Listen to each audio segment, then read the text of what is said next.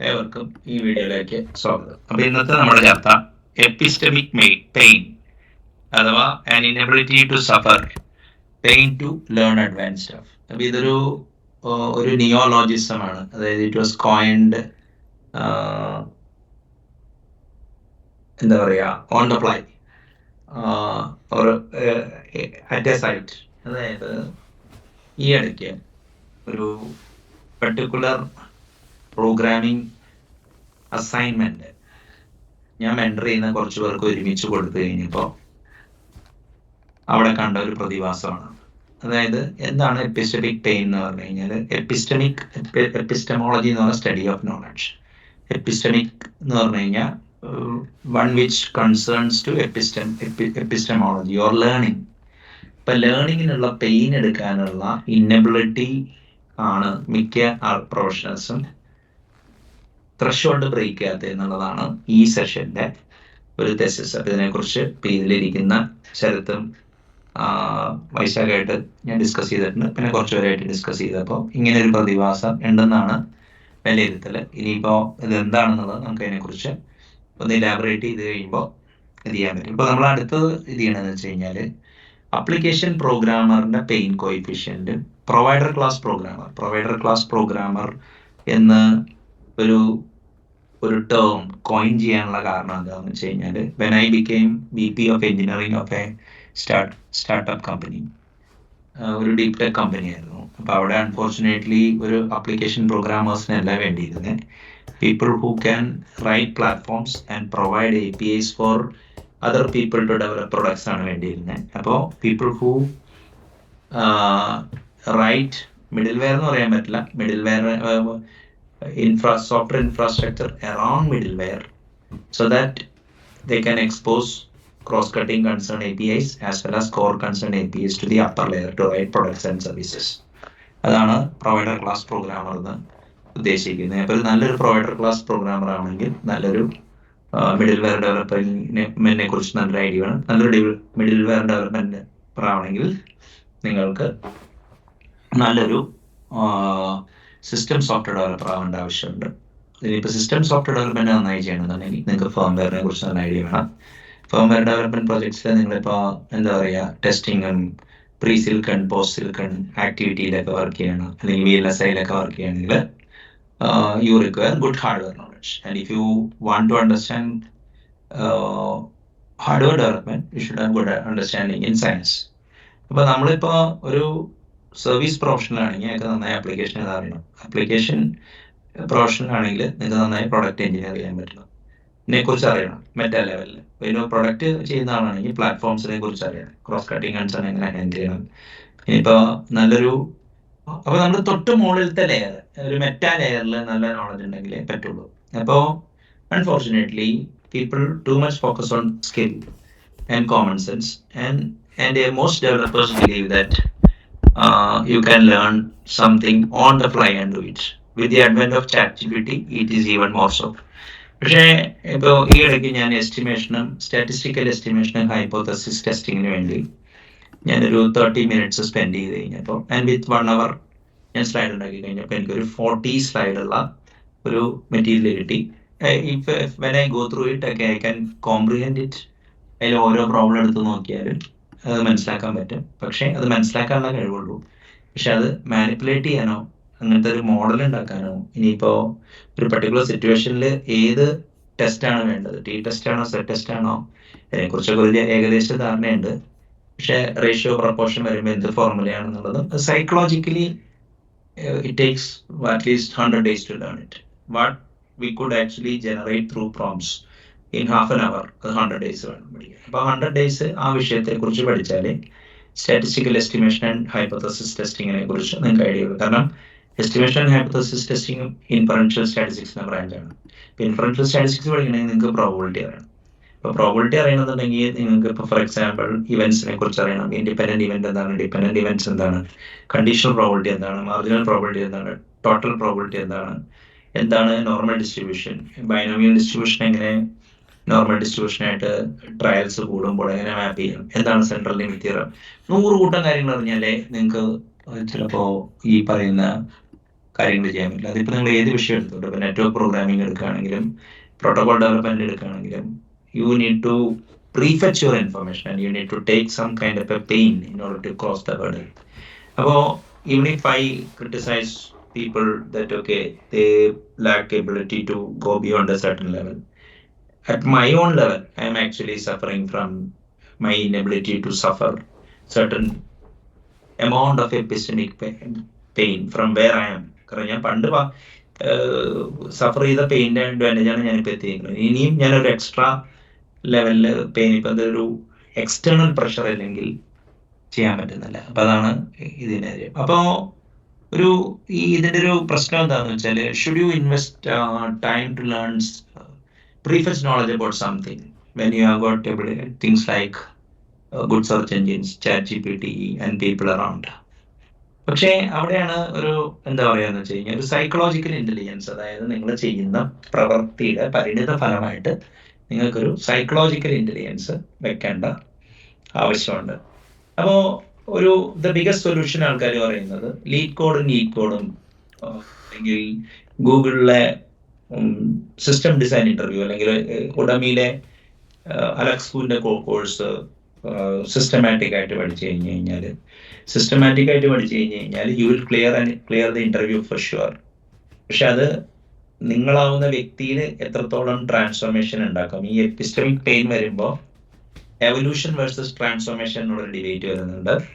അതായത് ഇപ്പോൾ for example, every software engineer evolves as the day progresses when he works with something. അത് അയാളുടെ സംസർഗം കൊണ്ടുണ്ടാകുന്ന എവല്യൂഷനാണ്. പക്ഷേ does the kind of work he does transform the being? അവിടെ എത്തുമ്പോൾ എന്ത് പറ്റുന്നു എന്ന് വെച്ച് കഴിഞ്ഞാൽ, മിക്ക ആൾക്കാരും ഇപ്പം എനിക്കറിയാവുന്ന ഇപ്പം നമ്മുടെ നാട്ടിൽ പല സ്ഥലത്തും ഈ സോഫ്റ്റ്വെയർ കാലങ്ങളായിട്ട് ടീംസ് അസംബിൾ ചെയ്തിട്ടുണ്ട്. അതുകൊണ്ട് ടീംസിന് മെച്യൂരിറ്റി വന്നിട്ടുണ്ട്. അതുകൊണ്ട് സോഫ്റ്റ്വെയർ ബെറ്റർ ആവുന്നുണ്ട്. പക്ഷേ അതിലെ പാർട്ടിസിപ്പൻസ് ബെറ്റർ ആവുന്നില്ല. അപ്പം അതിൻ്റെ ഒരു സംസർഗം കൊണ്ടുള്ള എവല്യൂഷൻ സംഭവിക്കുന്നുണ്ട്, ട്രാൻസ്ഫോർമേഷൻ നടക്കുന്നില്ല. അതും ഈ എപ്പിസ്റ്റമിക് പെയിനായിട്ട് കൂട്ടിക്കെട്ടുന്നതിൽ ഒരു യുക്തി ഉണ്ടെന്നുള്ളതാണ് എൻ്റെ പേഴ്സണൽ അഭിപ്രായം. അത് നോക്കാം. പിന്നെ speculating learning versus learning with purpose. ഈ രണ്ടാമത്തെ ലേണിംഗ് വിത്ത് പർപ്പസും ലേണിംഗ് ഫോർ സ്കില്ലുമാണ് ചെയ്യുന്നത്. സ്പെക്കുലേറ്റീവ് ലേണിംഗും ലേണിംഗ് ഫോർ സ്കിൽ എന്നല്ല, ലേണിംഗ് ഫോർ റീസണിംഗ് ആണ്. Better reasoning capacity.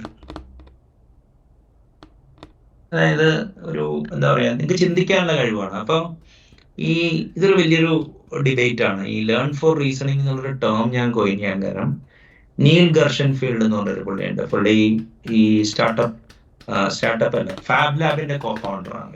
His written a great book on information theory. MITയിലെ ഒരു വലിയൊരു പ്രൊഫഷണലാണ് പുള്ളി. ഫാബ് ലാബിന്റെ IIT MKയിലുള്ള ഇത് ഉദ്ഘാടനം ചെയ്യാൻ വേണ്ടി 2016 ടെക്നോ പാർക്കിൽ വന്നപ്പോൾ ഞാൻ ഓഡിയൻസിലുണ്ടായിരുന്നു. അപ്പോൾ പുള്ളി എന്തോ പറഞ്ഞെന്താ വെച്ച് കഴിഞ്ഞാൽ, ഈ സർക്യൂട്ടൊക്കെ അസംബിൾ ചെയ്യാന്ന് പറഞ്ഞാൽ കുറച്ച് വ്യക്തികൾക്ക് പ്രസിഷൻ സ്കിൽസ് ഉള്ളവർക്ക് പറഞ്ഞിട്ടാണ് എല്ലാവരും ചെയ്യേണ്ടത്. അപ്പം ഞാൻ ജസ്റ്റ് ഒരു ചോദ്യം തൊടുത്തു വിട്ടു, what if somebody wants to learn about electronics, okay, which I was learning electronics at that point in time, to do marketing, sales or some system programming or improve ഇങ്ങനെയാണ്. അപ്പോൾ പുള്ളി ചോദിച്ച ചോദ്യം എന്താ വെച്ചാൽ, why should someone learn something which they are not going to do immediately? അപ്പോൾ ഞാനും പുള്ളിയും തമ്മിലൊരു 2-3 മിനിറ്റ് വാഗ്വാദം നടന്നു. ആൻഡ് ഫൈനലി പുള്ളി ഞാൻ പറഞ്ഞ അങ്ങനെയാണ് ഞാൻ അതിന്റെ ആ വാഗ്വാദത്തിനിടയ്ക്കാണ് ലേൺ ഫോർ റീസണിങ് എന്നുള്ളൊരു term. I didn't coin it, ആ ഹീറ്റ് ഓഫ് ദി മൂവ്മെന്റിൽ വന്നതാണ്. ഇപ്പൊ learn four reasoning ever since it has stuck in my psyche. മനസ്സിലായി? അപ്പൊ ഞാൻ നോക്കുമ്പോൾ ലേണിംഗ് ഫോർ സ്കില്ലും ലേൺ ഫോർ റീസണിങ്ങും ഇതുണ്ട്. അപ്പോൾ റീസണിങ്ങിന്റെ ഗുണം എന്താണെന്ന് വെച്ച് കഴിഞ്ഞാൽ, ഈ നിങ്ങളിൽ ട്രാൻസ്ഫോർമേഷൻ ഉണ്ടാവും. And it can actually transcend disciplines. എന്നുവെച്ചാൽ സ്കിൽ എന്ന് പറഞ്ഞു കഴിഞ്ഞാൽ നിങ്ങൾ പൊസസ് ചെയ്യുന്ന ഒരു സാധനമാണ്, വിച്ച് ക്യാൻ വീക്കൻ. പക്ഷെ റീസണിങ് നിങ്ങൾക്ക് ഒരു സാധനം കറക്റ്റായിട്ട് ഇൻവെസ്റ്റ് ചെയ്ത് കഴിഞ്ഞാൽ I think it stays put. Okay, അപ്പോൾ ഇനിയിപ്പോൾ എപ്പിസ്റ്റമിക് പെയിൻ്റെ വേറൊരു കാരണം എന്ന് വെച്ചാൽ, എപ്പിസ്റ്റമിക് പെയിൻ റെഡ്യൂസ് ചെയ്യാനുള്ള കുറേ ടൂൾസ് ഉണ്ട്. Mathematics of course, if you understand. ഇപ്പോൾ if you are a programmer, set, function, relation, പിന്നെ group ring, elements of category theory, കുറച്ച് ഫങ്ഷണൽ പ്രോഗ്രാമിംഗ് പാറ്റേൺസ് അറിയാം. അത് മാത്ത് ഇത് തന്നെ. ഇപ്പോൾ ഫിലോസഫി, ഇപ്പോൾ ഒരു വെസ്റ്റേൺ ഫിലോസഫിയെ കുറിച്ചൊരു knowledge, consciousness studies and how eastern philosophy and quantum mechanics, അങ്ങനത്തെ കുറെ കാര്യങ്ങളായിട്ട് കുറെ ബോഡി ഓഫ് ഫിലോസഫിക്കൽ തോട്ടും ഇപ്പൊ വേദാന്തത്തിന്റെ കമന്ററി എല്ലാമൊക്കെ വായിച്ചു കഴിഞ്ഞാൽ it will actually help is your epistemic pain. പിന്നെ സ്റ്റാറ്റിസ്റ്റിക്കൽ റീസണിങ്, ഞാൻ നേരത്തെ എസ്റ്റിമേഷൻ ആൻഡ് ഹൈപ്പോത്തസിസ് ടെസ്റ്റിംഗ് തന്നെ ഈ ഗ്രൂപ്പിന്റെ സ്റ്റാറ്റിസ്റ്റിക്കൽ റീസണിങ് കൂട്ടാൻ വേണ്ടിയാണ്. ലോജിക്കിനെ കുറിച്ച് കപ്പിൾ ഓഫ് സെഷൻസ് എടുത്തിട്ടുണ്ട്. അപ്പോൾ ഇങ്ങനത്തെ ക്രോസ് കട്ടിങ് കൺസേൺസ് നിങ്ങൾ പഠിച്ചിട്ടുണ്ടെങ്കിൽ എപ്പിസ്റ്റമിക് പെയിൻ ഈസി. ഓക്കെ, പിന്നെ ഈ കോഡ് ആർക്കിടെക്ട്സ്, അപ്പോൾ മിക്ക ആപ്ലിക്കേഷൻ ഡെവലപ്പേഴ്സിനെ കണ്ടേക്കണം, ഒരു പ്രോബ്ലം കിട്ടി കഴിഞ്ഞാൽ they solve it and if it works okay they just send pull request or check in their code into the vault and then happy. പക്ഷെ അപ്പൊ അങ്ങനെ വരുമ്പോൾ എന്താണെന്ന് വെച്ച് കഴിഞ്ഞാൽ നിങ്ങൾക്ക് കോഴ്സ് ഗ്രെയിൻ ലെവലിൽ, ഒരു ആപ്ലിക്കേഷൻ എഞ്ചിനീയറിംഗ് ലെവലിൽ നിങ്ങൾക്ക് പലതും ചെയ്യാൻ പറ്റും. പക്ഷേ when you actually go down, നിങ്ങൾക്ക് ഫോർ എക്സാമ്പിൾ ഈ കുറെ സ്റ്റാൻഡേർഡ് കോഡ് പാറ്റേൺ ഉണ്ട്. If you take a look at a file copying routine, whether it is in Windows, Linux or Mac or even in any other programming language, അതിനൊരു സ്കീമുണ്ട് how to transfer file from one machine to another.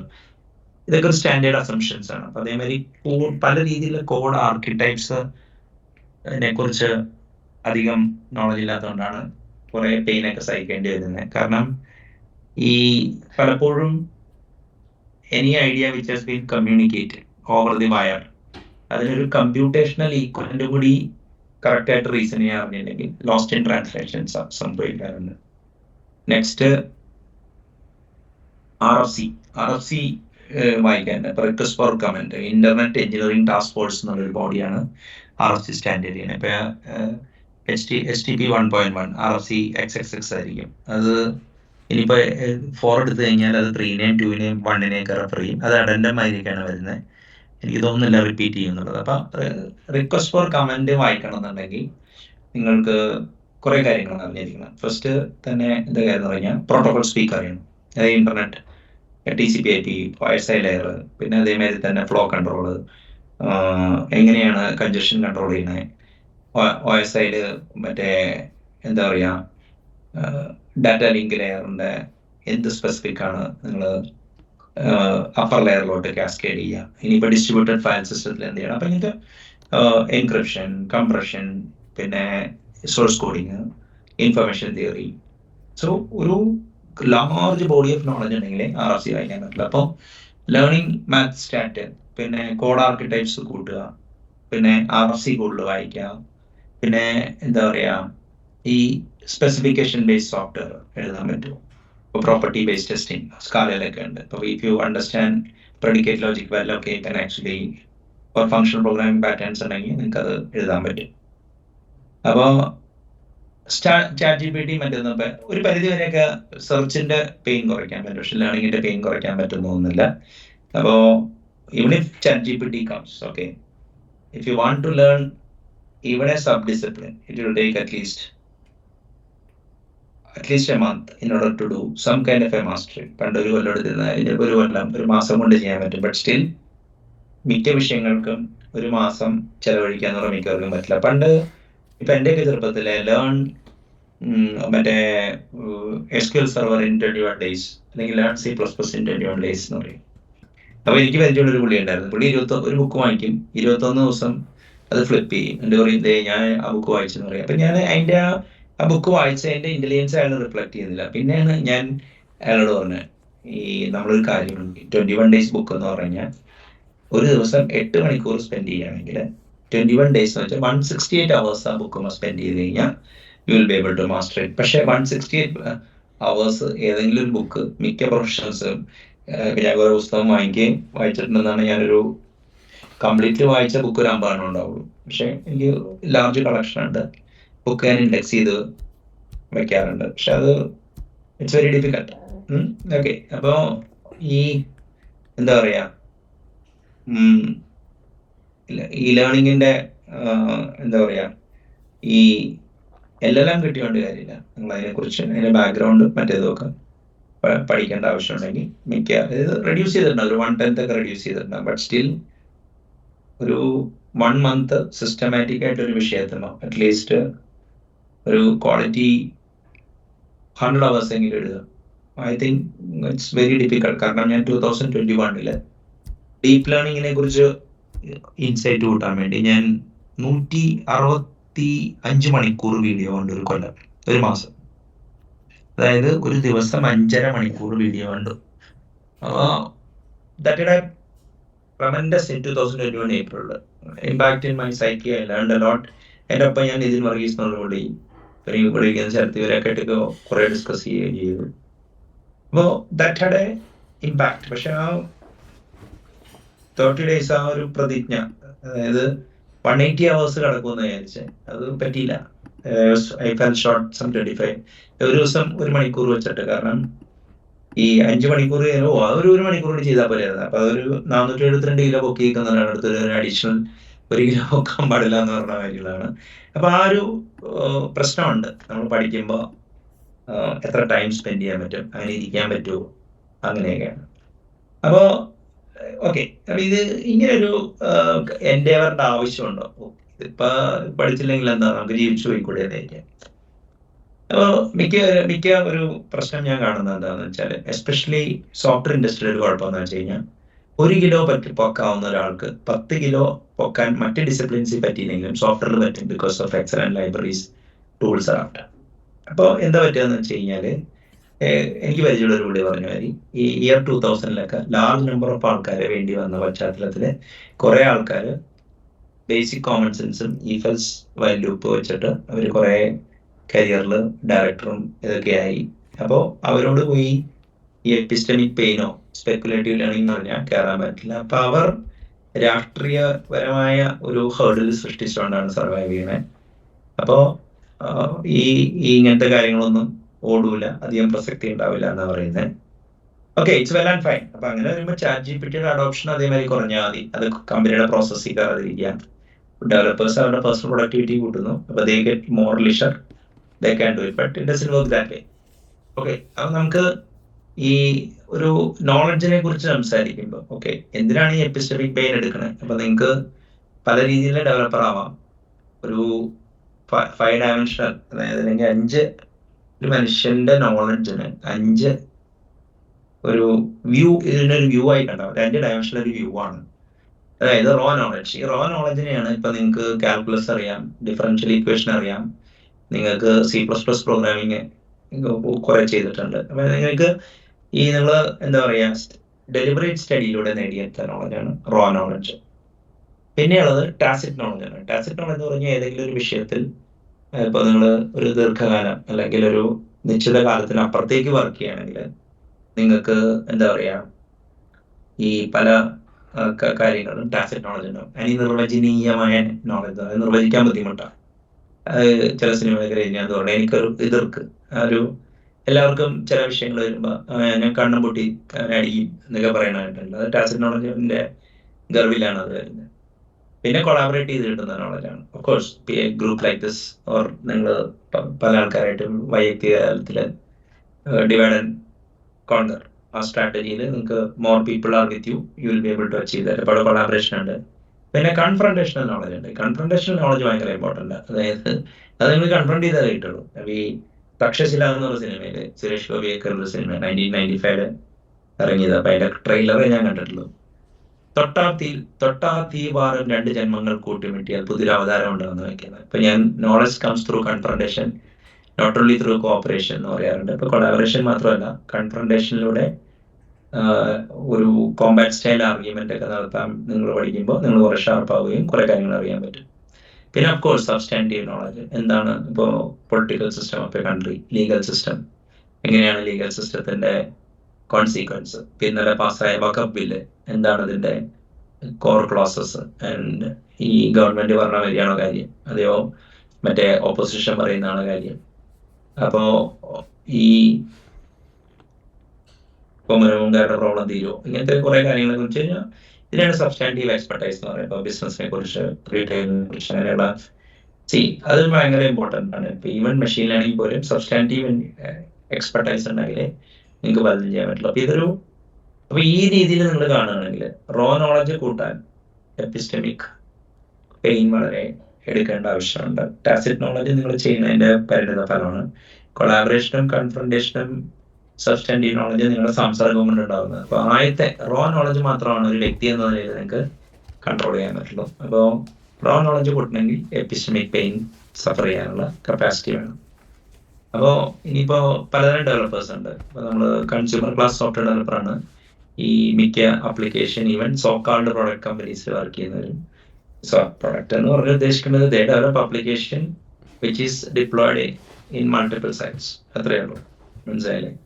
അപ്പോൾ ഈ എൻസൈറ്റ് provider class എന്ന് പറഞ്ഞു കഴിഞ്ഞാൽ ഇപ്പോൾ for example ഇപ്പോൾ life റൈ software എഴുതുക, ഡോട്ട്നെറ്റ് നൂക്ക് എഴുതുക, അങ്ങനത്തെയൊക്കെ സോഫ്റ്റ്വെയർ എഴുതി അതിൻ്റെ മുകളിൽ നിങ്ങൾ എന്താ പറയുക ഈ ആപ്ലിക്കേഷൻ ഡെവലപ്പേഴ്സിന് API SDKs കൊടുക്കുന്നതിനാണ് പ്രൊവൈഡർ ക്ലാസ് സോഫ്റ്റ്വെയർ എന്ന് പറയുന്നത്. പിന്നെ മിഡിൽ വെയർ ഡെവലപ്പേഴ്സ് ഉണ്ട്. People who write industrial strength database engine like PostgreSQL, ഇനിയിപ്പോൾ Apache Kafka, ഓക്കെ, പിന്നെ സ്പാർക്ക് ഒക്കെ എഴുതുന്നവരെയാണ് മിഡിൽ വെയർ ഡെവലപ്പർ എന്ന് പറയുന്നത്. പിന്നെ സിസ്റ്റം സോഫ്റ്റ്വെയർ ഡെവലപ്പർ ഡിവൈസ് ഡ്രൈവേഴ്സും ഇപ്പോൾ C-level ലെവൽ കോഡ് എഴുതി യൂസർ മോഡ് കോഡാണെങ്കിൽ ഈ യൂട്ടിലിറ്റി ഒക്കെ എഴുതുന്ന ആൾക്കാർ. പിന്നെ ഫേംവെയർ ഡെവലപ്പർ. അപ്പോൾ ഒരു 5 ടൈപ്പ് ഡെവലപ്പർ ആർക്കിടൈപ്സ്, ഒരു 5 ടൈപ്പ് ഒരു ടാക്സോണമി അല്ലെങ്കിൽ 5 ഡയമെൻഷണൽ നോളജ് ഉണ്ടെന്ന്. അതിൽ റോ നോളജ് മാത്രമാണ് ഒരു വ്യക്തിയുടെ കൺട്രോളിലുള്ളത്, മറ്റേത് സംസർഗം കൊണ്ട് കിട്ടുന്നതാണെന്നുള്ളതാണ് ഇതിനെ. അപ്പോൾ റോ നോളജ് കൂട്ടാൻ വേണ്ടി ഒരു ഡെലിബറേറ്റ് പ്രാക്ടീസ് അല്ലെങ്കിൽ ഡെലിബറേറ്റ് സ്റ്റഡി കാണുന്നില്ല എന്നുള്ളതാണ് ഇതിനെ. അപ്പോൾ ഈ എപ്പിസ്റ്റമിക് പെയിൻ എന്ന് പറയുന്നത് ശരിക്കും inability to suffer pain to learn advance stuff. ഇപ്പം അഡ്വാൻസ് സ്റ്റഫ് പഠിക്കണമെന്നുണ്ടെങ്കിൽ നിങ്ങൾ ഇപ്പോൾ ഫോർ എക്സാമ്പിൾ ഒരു പ്ലാറ്റ്ഫോം ജാവയിൽ ഒരു സ്പ്രിംഗ് ബോട്ട് ആപ്ലിക്കേഷൻ എഴുതുക, ഒരു മൈക്രോ സർവീസസ് എക്സ്പോസ് ചെയ്യുക, പിന്നെ കുറച്ച് ലോഗ് ചെയ്യുക എന്നൊക്കെ പറഞ്ഞത് it's not a difficult thing. But if you want to create a framework or an engine for some technical or functional domain, അപ്പോൾ അവിടെ എത്തുമ്പോൾ എന്താ കാര്യം എന്ന് പറഞ്ഞു കഴിഞ്ഞാൽ you require a different class of developer. അതാണ് ഇവിടെ. അത് അങ്ങനത്തെ ഒരു ഡെവലപ്പർ ആവണമെങ്കിൽ എപ്പിസ്റ്റമിക് പെയിൻ താങ്ങാനുള്ള ഹെൽപ്പ് വേണം. Now floor is open for discussion.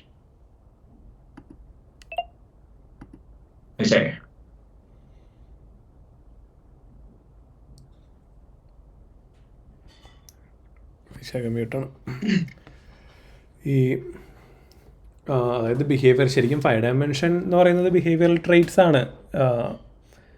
ഒരു അതായത് സെയിം മോഡലിനെ എങ്ങനെ പല രീതിയിൽ മ്യൂട്ടേറ്റ് ചെയ്യാം. അതെ, അല്ല ഞാൻ എന്താ ഉദ്ദേശിച്ചതെന്ന് അറിയാം. ഇപ്പൊ ഇതൊരു സംസാരത്തിൽ വന്നപ്പോ ഒരു 2 വ്യക്തികൾ തമ്മിലുള്ള കമ്പാരിസൺ വരും പലപ്പോഴും, മനസ്സിലായ? അതിപ്പോ ആൾക്കാരുടെ ഒരു ഫേവറേറ്റ് പാസ് ടൈം ആണ്. ഇപ്പൊ ഈ അതിപ്പോ പല സ്ഥലത്ത് പലപ്പോഴും നീ എന്താ മാർട്ടിൻ ഫോളറിന് പഠിക്കുകയാണോ, ഹാക്ക് ചെയ്യാൻ പറ്റാത്തതാണോ, നീ എന്നെ കൊണ്ടൊക്കെ ജയിക്കാൻ നോക്കണേ. അപ്പൊ അങ്ങനെയൊക്കെ ഈ സാധനം വരുമ്പോ എന്ത് പറ്റുമെന്ന് വെച്ചാൽ നമ്മളെക്കാൾ അച്ചീവ്മെന്റ് ഉള്ള ആൾക്കാരുണ്ടാവും. ചിലപ്പോ എന്റെ പ്ലാങ്ക് എന്ന് പറഞ്ഞാൽ അക്കംപ്ലിഷ്മെന്റ് പ്ലാങ്ക് ആണ്. I have done a lot of things എന്നുള്ളതാണ്. ഐ വിൽ റീച്ച് സംവെയർ എന്നുള്ളത്. അപ്പോ ഇങ്ങനത്തെ ആൾക്കാർ വരുമ്പോ അപ്പൊ ഞാൻ ഉണ്ടാക്കിയൊരു ഒരു ഒരു കമ്പാരിറ്റീവ് ബെഞ്ച് മാർക്ക് നടത്തണമെന്നുണ്ടെങ്കിൽ റോ നോളജ് മാത്രമേ ഞാൻ നോക്കാറുള്ളൂ. ബാക്കി ഇപ്പൊ ടാസിറ്റ് നോളജ് എന്ന് പറഞ്ഞു കഴിഞ്ഞാൽ ഇപ്പൊ ഞാൻ പറയട്ടെ, ഇപ്പൊ ഒരു ഇപ്പൊ വേൾഡിലെ ലീഡിങ് കമ്പനികളിൽ 12 മാസം എനിക്ക് സ്പെൻഡ് ചെയ്യാൻ ടൈം കിട്ടി. In 12 different departments across companies കിട്ടി കഴിഞ്ഞ് കഴിഞ്ഞാൽ അവിടെ എന്തെങ്കിലുമൊക്കെ ചെയ്യുമ്പോൾ ശരിക്കും എൻ്റെ ടാസിറ്റ് നോളജും മറ്റേതൊക്കെ വർദ്ധിക്കും. പിന്നെ അതേമാതിരി തന്നെ കൊളാബറേറ്റ് ചെയ്യും, അവിടെ ചിലപ്പോൾ കൺഫ്രണ്ട് ചെയ്യേണ്ടി വരും. പിന്നെ അവിടുത്തെ ഓപ്പറേഷണൽ പ്രോസസ് കാണുമ്പോൾ സബ്സ്റ്റാൻറ്റീവ് നോളജും കൂടാം. ഈ ലാസ്റ്റത്തെ 4 കോണ്ടെക്സ്റ്റുവൽ ആണ്, which is beyond our control ആണെന്നാണ് എനിക്ക് മനസ്സിലാക്കണം. ചെറുത് ഏത് മറ്റേ നിങ്ങൾ പറഞ്ഞതിനെ കൂടി യോജിക്കുന്നു, പക്ഷെ അതില് റോ നോളജ് നിങ്ങൾക്ക് വൈയക്തികമായിട്ട് കൂട്ടാൻ പറ്റും എന്നുള്ളതാണ് ഞാൻ അവിടെ വിഭാവനം ചെയ്യണേ. ഈ സബ്സ്റ്റാൻറ്റീവ് എക്സ്പെർട്ടൈസ് ഉണ്ടല്ലോ, ഇത് ഭയങ്കര ഇമ്പോർട്ടൻ്റ് ആണ്. ഇത് മെഷീൻ ലേണിംഗിലും ഈ എന്താ പറയാ, അതില്ലാതെ മെഷീൻ ലേണിംഗ് മോഡൽസും ഡാറ്റ എങ്ങനെ ഏത് ഡാറ്റ കളക്ട് ചെയ്യണം, എങ്ങനെ മിസ്സിംഗ് ഡാറ്റ ഫിറ്റ് ചെയ്യണം, അവിടുത്തെ ഓരോ പ്രോസസ്സിന്റെ ഡാറ്റ ജനറേഷൻ മറ്റേ അരിത്തമാറ്റിക് ആണോ ജോമെട്രിക് ആണോ അങ്ങനത്തെ കുറെ കാര്യങ്ങളൊക്കെ അറിയണമല്ലോ. അതെ അതെ, അല്ല ഡൊമൈൻ എക്സ്പെർട്ടൈസ് ഇല്ലാതെ മെഷീൻ ലേണിംഗ് എന്നുള്ളത് ഒരു അല്ലാതെ മെഷീൻ ലേണിംഗ് മാത്രമല്ല. ഇപ്പൊ ഞാൻ ഈ ഇടയ്ക്ക് കരിയർ തുടങ്ങിയ ഒരു പയ്യനോട് പറഞ്ഞതെന്ന് വെച്ചാല് അവന്റെ ഫസ്റ്റ് സാലറി കഴിഞ്ഞപ്പോ invest in A book like personal MBA എന്ന നെക്സ്റ്റ് മാസം മറ്റേ 10 MBA ഇടാൻ പറഞ്ഞു. ഓക്കെ, അപ്പൊ എന്താ കാര്യം എന്ന് പറഞ്ഞാൽ ഇപ്പൊ ഇപ്പൊ ഈ ഇങ്ങനെ മാനേജ്മെന്റ് ബുക്സ് 10 MBA ആണ് ഞാൻ കാലങ്ങളോളം കൊടുക്കാറ്. ഞാൻ ഇപ്പൊ എന്റെ ഫേവറേറ്റ് പേഴ്സണൽ MBA ആയിട്ടുണ്ട്. എന്താ വെച്ചാൽ അതിനെ കുറിച്ച് കൂടുതൽ റിവ്യൂ ഉണ്ട്. അത് കുറച്ചുകൂടി എളുപ്പത്തിൽ പഠിക്കാവുന്ന ഒരു ഹാൻഡ് ബുക്ക് ഒരു ബുക്കാണ് പേഴ്സണൽ MBA. ഒരു ഡീപ് സ്റ്റഡി നടത്തണമെന്നുണ്ടെങ്കിൽ മേ ബി ഈ ഞാനത് ഈ 10 MBA ഇറങ്ങിയിട്ട് കാലങ്ങളായെങ്കിലും എന്റെ കയ്യിലായിട്ട് അതിന്റെ ഫസ്റ്റ് കോപ്പി കിട്ടുന്നത് 2007 ഞാൻ ഇൻവെസ്റ്റ്മെന്റ് എന്ന ഒരു കമ്പനിയിൽ ജോയിൻ ചെയ്തപ്പോഴാണ്. അപ്പൊ അവിടെ ഒരു സൊല്യൂഷൻ ആർക്കിടെക്റ്റ് ആയിട്ട് വർക്ക് ചെയ്തപ്പോൾ മാനേജ്മെന്റ് നോളജ് ഇപ്പൊ ഒരു MBA കോഴ്സിലുള്ള നോളജിന്റെ ആവശ്യം ഫോർ സം റീസൺ എനിക്ക് തോന്നി. അത് ഓഗ്മെന്റ് ചെയ്യാൻ വേണ്ടി വാങ്ങിക്കുകയും അത് കുറെ പേർക്ക് റെക്കമെൻഡ് ചെയ്തതിന്റെ പശ്ചാത്തലത്തിലാണ് ഇത് വന്നത്. പക്ഷെ അതിന്റെ കുറെ ബുക്സ് വാങ്ങിച്ചിട്ടുണ്ട്. പക്ഷെ ഈ പേഴ്സണൽ MBA ആണ് ഞാൻ നോക്കിയിട്ട് അതെന്ന് വെച്ചാൽ അത് കുറച്ചും കൂടി ഒരു സ്റ്റാർട്ടപ്പിലൊക്കെ വർക്ക് ചെയ്തുകൊണ്ടിരിക്കുമ്പോൾ വായിച്ച ബുക്ക് ആയതുകൊണ്ട് ചിലപ്പോൾ മേ ബി അത് കുറച്ചുകൂടി ബെറ്റർ. അപ്പൊ അങ്ങനത്തെ ഒരു നോളജ് ഉണ്ടെങ്കിൽ ഇപ്പൊ നമ്മളൊരു കമ്പനിയിൽ പോയി അപ്പൊ അവിടെ എന്താ നടക്കുന്നത്, എന്തൊക്കെയാണ് അവിടുത്തെ കോർ കൺസേൺ എന്നുള്ളത് നമുക്ക് കുറച്ചുകൂടി ഒരു വസ്തുനിഷ്ഠമായിട്ട് കിട്ടണമെന്നുണ്ടെങ്കിൽ ഈ മാനേജ്മെന്റ് എഡ്യൂക്കേഷനൊക്കെ ഉള്ള ആൾക്കാരായിരിക്കാം. അതായത് ഐദർ ഡയറക്ട്ലി കോഴ്സിന് പോയ ആൾക്കാർ, അല്ലെങ്കിൽ മറ്റേ സ്വാധ്യായം ചെയ്യാലോ ഈ ബുക്സും MBA മോഡൽസ്. ചില മോഡൽസ് ഒക്കെ അവൈലബിൾ ആണ്. ഇപ്പൊ അത് ഭയങ്കര ഇമ്പോർട്ടന്റ്. അപ്പൊ ഒരു ബ്രോഡർ ലാൻഡ്സ്കേപ്പില് മറ്റേ സോഫ്റ്റ്വെയറിനെ കാണാത്തതിന്റെ കുഴപ്പമുണ്ടെന്ന് വെച്ച് കഴിഞ്ഞാൽ സോഫ്റ്റ്വെയർ പ്രോബ്ലം സോൾവിംഗ് ആണോ നമ്മൾ ചെയ്യണേ, പ്രോബ്ലം സോൾവിംഗ് ആണോ എന്നുള്ളതാണ് ചോദ്യം. ഇപ്പൊ സോഫ്റ്റ്വെയർ പ്രോബ്ലം സോൾവിംഗ് ആണ് നമ്മുടെ പണി. അത് അഭികാമ്യമാണ്. 2-3 കൊല്ലമൊക്കെ നല്ലൊരു അപ്രോച്ചാണ്. പക്ഷെ ഒരു പരിധി കഴിഞ്ഞ് കഴിഞ്ഞാൽ അത് വർക്ക് ചെയ്യും എന്നുള്ളത് സംതിങ് വിച്ച് വൺ ഷുഡ് അതൊരു വലിയ പ്രോബ്ലം. അല്ല, ഈ ടെക്നോളജി ലീഡർഷിപ്പിലോട്ടാണ് പൊസിഷൻ ചെയ്യണമെങ്കിൽ ഇൻ്റഗ്രേറ്റഡ് വ്യൂ വേണം. അതായത് നമ്മൾ ഇൻഫ്ലുവൻസർ ആണല്ലോ ആവുന്നത്. അപ്പോൾ ഡൊമൈൻ എക്സ്പെർട്ടൈസ് എന്തായാലും വേണം. സബ്സ്റ്റാൻറ്റീവ് നോളജാണ് അവിടെ അതിന് ഇക്വലൻ്റ് ആയിട്ട് ഇവിടെ കിടക്കുന്നത്. അല്ല, അത് ഇപ്പൊ ഈവൻ ചെറുപ്പമായിരിക്കുമ്പോഴേ ഇപ്പോ ഞാനിപ്പോ ആദ്യ കാലങ്ങളിൽ ഞാൻ മിക്കതും ഈ പ്രൊഡക്റ്റ് എഞ്ചിനീയറിംഗ് ഔട്ട്സോഴ്സിങ്ങിലും ക്യാപ്റ്റീവ്സിലാണ് വർക്ക് ചെയ്തത് കാലങ്ങളോളം. അത് കഴിഞ്ഞൊരു 7 years അങ്ങനത്തെ സ്ഥലത്ത് വർക്ക് ചെയ്തതിന് ശേഷമാണ് ഞാനൊരു സോക്കാൾഡ് സർവീസ് കമ്പനിയിൽ, ഇപ്പൊ അവിടെയും ഒരു അഡ്വൈസറി റോളായിരുന്നു. അപ്പൊ അല്ല, സർവീസ് കമ്പനിയിൽ കൺസൾട്ടന്റ് ആവുകയാണെങ്കിൽ അത്രയും ബ്രെഡ്ത്ത് വേറെ എവിടെയും കിട്ടില്ല. ഈ മറ്റേ അവിടെ ഡെവലപ്പറായിട്ട് പോയാലോ പ്രശ്നം. അതെ. അല്ല, ഞാൻ അവിടെ കണ്ട ഒരു പ്രോബ്ലം എന്താന്ന് വെച്ച് കഴിഞ്ഞാൽ for some reason most engineers shy away from domain knowledge. അത് ബിസിനസ് അനലിസ്റ്റിന്റെ പണിയാണ്, നമ്മുടെ പണിയല്ല. ഇനിയിപ്പൊ അവരോട് പറയണേ ശരി അത് പണിയല്ല, അപ്പൊ കുറച്ച് ന്യൂമറിക്കൽ മെത്തേഡ്സ് അതൊക്കെ ഞങ്ങളുടെ 6th സെമസ്റ്റർ ഒരു പേപ്പർ ഉണ്ടായിരുന്നു, അതൊക്കെ പഠിച്ചു കഴിഞ്ഞത്. മനസ്സിലായില്ലേ? അപ്പൊ അതൊക്കെയാണ് ഈ സബ്സ്റ്റാൻറ്റീവ് എക്സ്പെർട്ടൈസ് കുറയ്ക്കുന്നതെന്നാണ് എനിക്ക് മനസ്സിലായോ? അല്ല, അത് സ്കിൻ ഇൻ ദ ഗെയിം ഇല്ലാത്തതുകൊണ്ടല്ലേ ശരിക്കും. അതായത് ഈ ഇപ്പോൾ കോണ്ടെക്സ്റ്റുവലി റെലവൻ്റ് ആക്ഷൻ എന്താണെന്ന് കോൺസ്റ്റൻ്റ്ലി സീക്ക് ചെയ്തുകൊണ്ടിരിക്കണം ഒരു ഓർഗനൈസേഷൻ സെറ്റിങ്ങിൽ. അതെനിക്ക് മനസ്സിലായി, ഞാനത് എഗ്രി ചെയ്യുന്നു. പക്ഷെ കോണ്ടെക്സ്റ്റുവലി റെലവൻ്റ് ആക്ഷൻ എന്ന് പറഞ്ഞാല് ഈ അനലൈസ് ചെയ്യുന്ന ഒരാള് ഒരു നല്ല സ്ട്രക്ചറൽ തിങ്കർ അല്ലാന്ന് വെച്ചോ, പുള്ളിയുടെ ഇൻട്രസ്റ്റിനെ പ്രൊട്ടക്ട് ചെയ്യുന്ന റീസണേ കാണുള്ളൂ അവിടെ. അപ്പൊ പുള്ളി പ്രഥമ ദൃഷ്ടിയാൽ പ്രൈമാ ഫേസി ഒരു ബുദ്ധിമാൻ നടത്തുന്ന അനാലിസിസ് ആയിരിക്കും ഒരു ആവറേജ് മനുഷ്യന്റെ ഏറ്റവും അഡ്വാൻസ്ഡ് അനാലിസിസ്. അതായത് ഒരു ടൈപ്പ് 1 അല്ലല്ലോ, ഒരു ടൈപ്പ് 2 ലെവലിൽ നിങ്ങൾക്ക് ഒരു ഡിസിഷൻ എടുക്കണം അല്ലേ ആക്ച്വലി.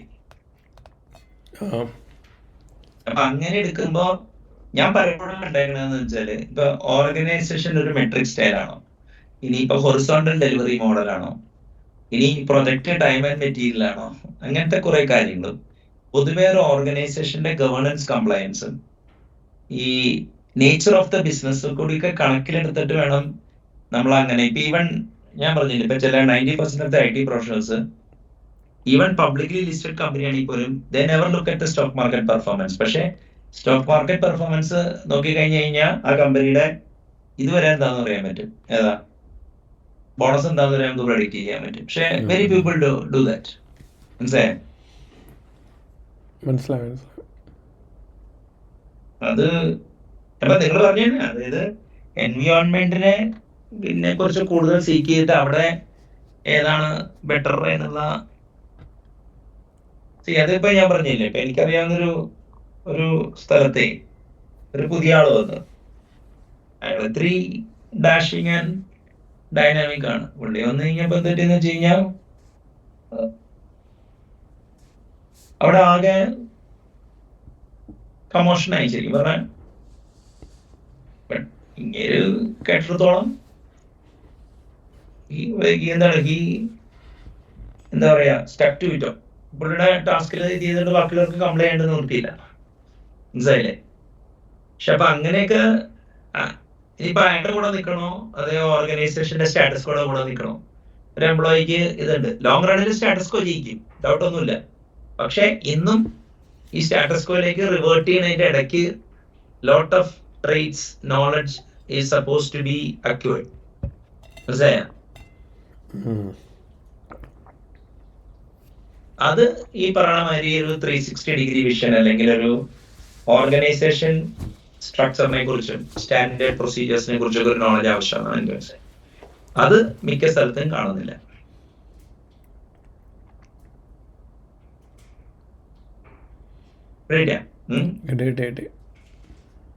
അത് അറിയില്ല. അതിപ്പോ എങ്ങനെയാണ് പിന്നെ ഒരു പൊളിറ്റിക്കലി കറക്റ്റ് എൻവയോൺമെന്റില് പലതും ട്രാൻസ്ഫോം ചെയ്യാനൊക്കെ ബുദ്ധിമുട്ടാ. ഏറ്റവും വലിയ പ്രശ്നം എന്താ പറയുക, ലോകത്തുള്ള എല്ലാ പൊളിറ്റിക്സ് ആൾക്കാര് കളിക്കുകയും ചെയ്യും. നമ്മള് പൊളിറ്റിക്സ് എന്ന് പറഞ്ഞു കഴിഞ്ഞാൽ അത് നശിച്ച പേടാണെന്നുള്ളതാണ് ആൾക്കാർ വിചാരം. പക്ഷെ ശരിക്കും ഒരു large company, any company more than 10 people, അവിടെ ഒരു അസിമെട്രി ഉണ്ടാക്കി 2 ഗ്രൂപ്പായിട്ടെങ്കിലും മിനിമം തിരിക്കണം. 6-5 ആയിട്ട് തിരിച്ചാല് 6 പേര് മാനേജ്മെന്റ് കൂടെ നിൽക്കുമോ കമ്മിറ്റഡ് ആയിട്ട് നിൽക്കുമ്പോ അവിടെ ഈ മറ്റഞ്ചു പേരുടെ പണി കുത്തിരിപ്പുണ്ടാക്കലും മറ്റുള്ളവർക്ക് പ്രശ്നം ഉണ്ടാക്കി കൊടുക്കലായിരിക്കും. പക്ഷെ ഓർഗനൈസേഷൻ റൺ ചെയ്യും.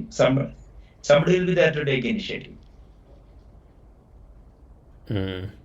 അല്ല, ഡിസൈൻ ഫോർ കോൺവേസ് ലോ വേണോ അങ്ങനത്തെ സ്ഥലത്തൊക്കെ?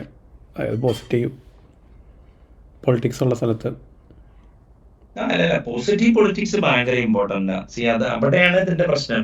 ഈ പോസിറ്റീവ് പൊളിറ്റിക്സ് എന്ന് പറയുമ്പോ എന്താ കാര്യം എന്ന് പറഞ്ഞു കഴിഞ്ഞാല് സം പീപ്പിൾ ഡു ഇറ്റ് ഇട്ടാ. അതായത് ഇപ്പൊ കൊച്ചിയിൽ ഇപ്പൊ ഞാൻ വർക്ക് ചെയ്ത കുറെ കമ്പനികളിൽ ബാംഗ്ലൂരിൽ നിന്ന് ഇങ്ങനെ കുറച്ച് ഇടിക്കട്ടുകൾ വരും. They will make their own impact. They seldom get credit for what they have done. പക്ഷെ അവര് അവിടെ ട്രാൻസ്ഫോർമേഷൻ വരുത്തിയിട്ടുണ്ടാവും. മനസ്സിലായില്ലേ?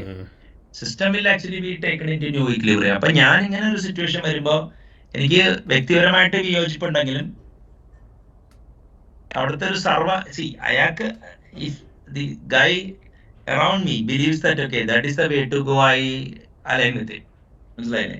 അത് കഴിഞ്ഞിട്ട് അയാൾ ചത്തുപോകുമ്പോ ചിലപ്പോ ഇവരുടെ ഒപ്പം ജോക്ക് പറയുമായിരിക്കും. പക്ഷെ ആ ഉള്ളില് സ്മരണ ഉണ്ടാവും കേട്ടോ.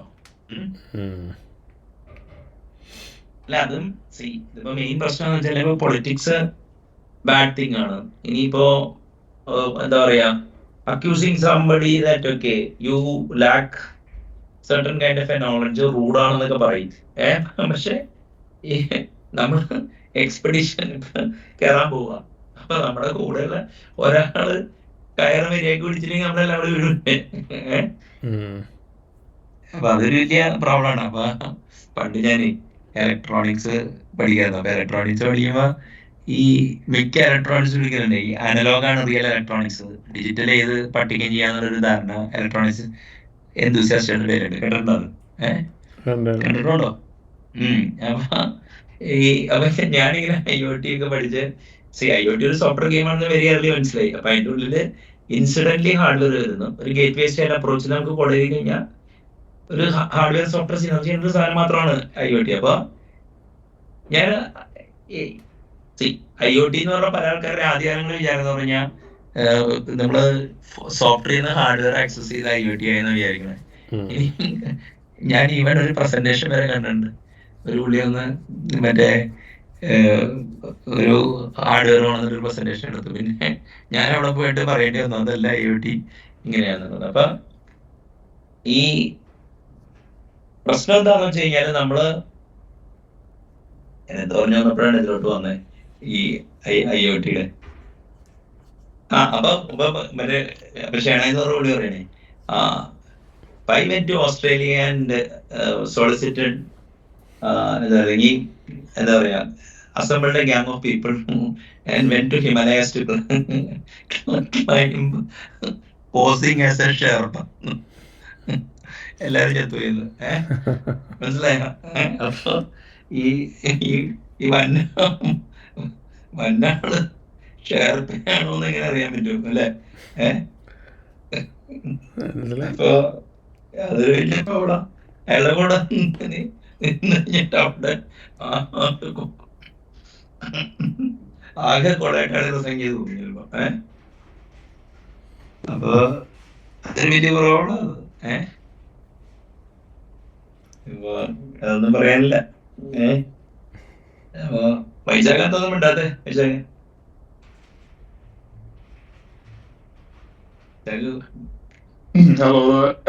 ചെറിയ ഓർഡർ ചെയ്യണ്ട.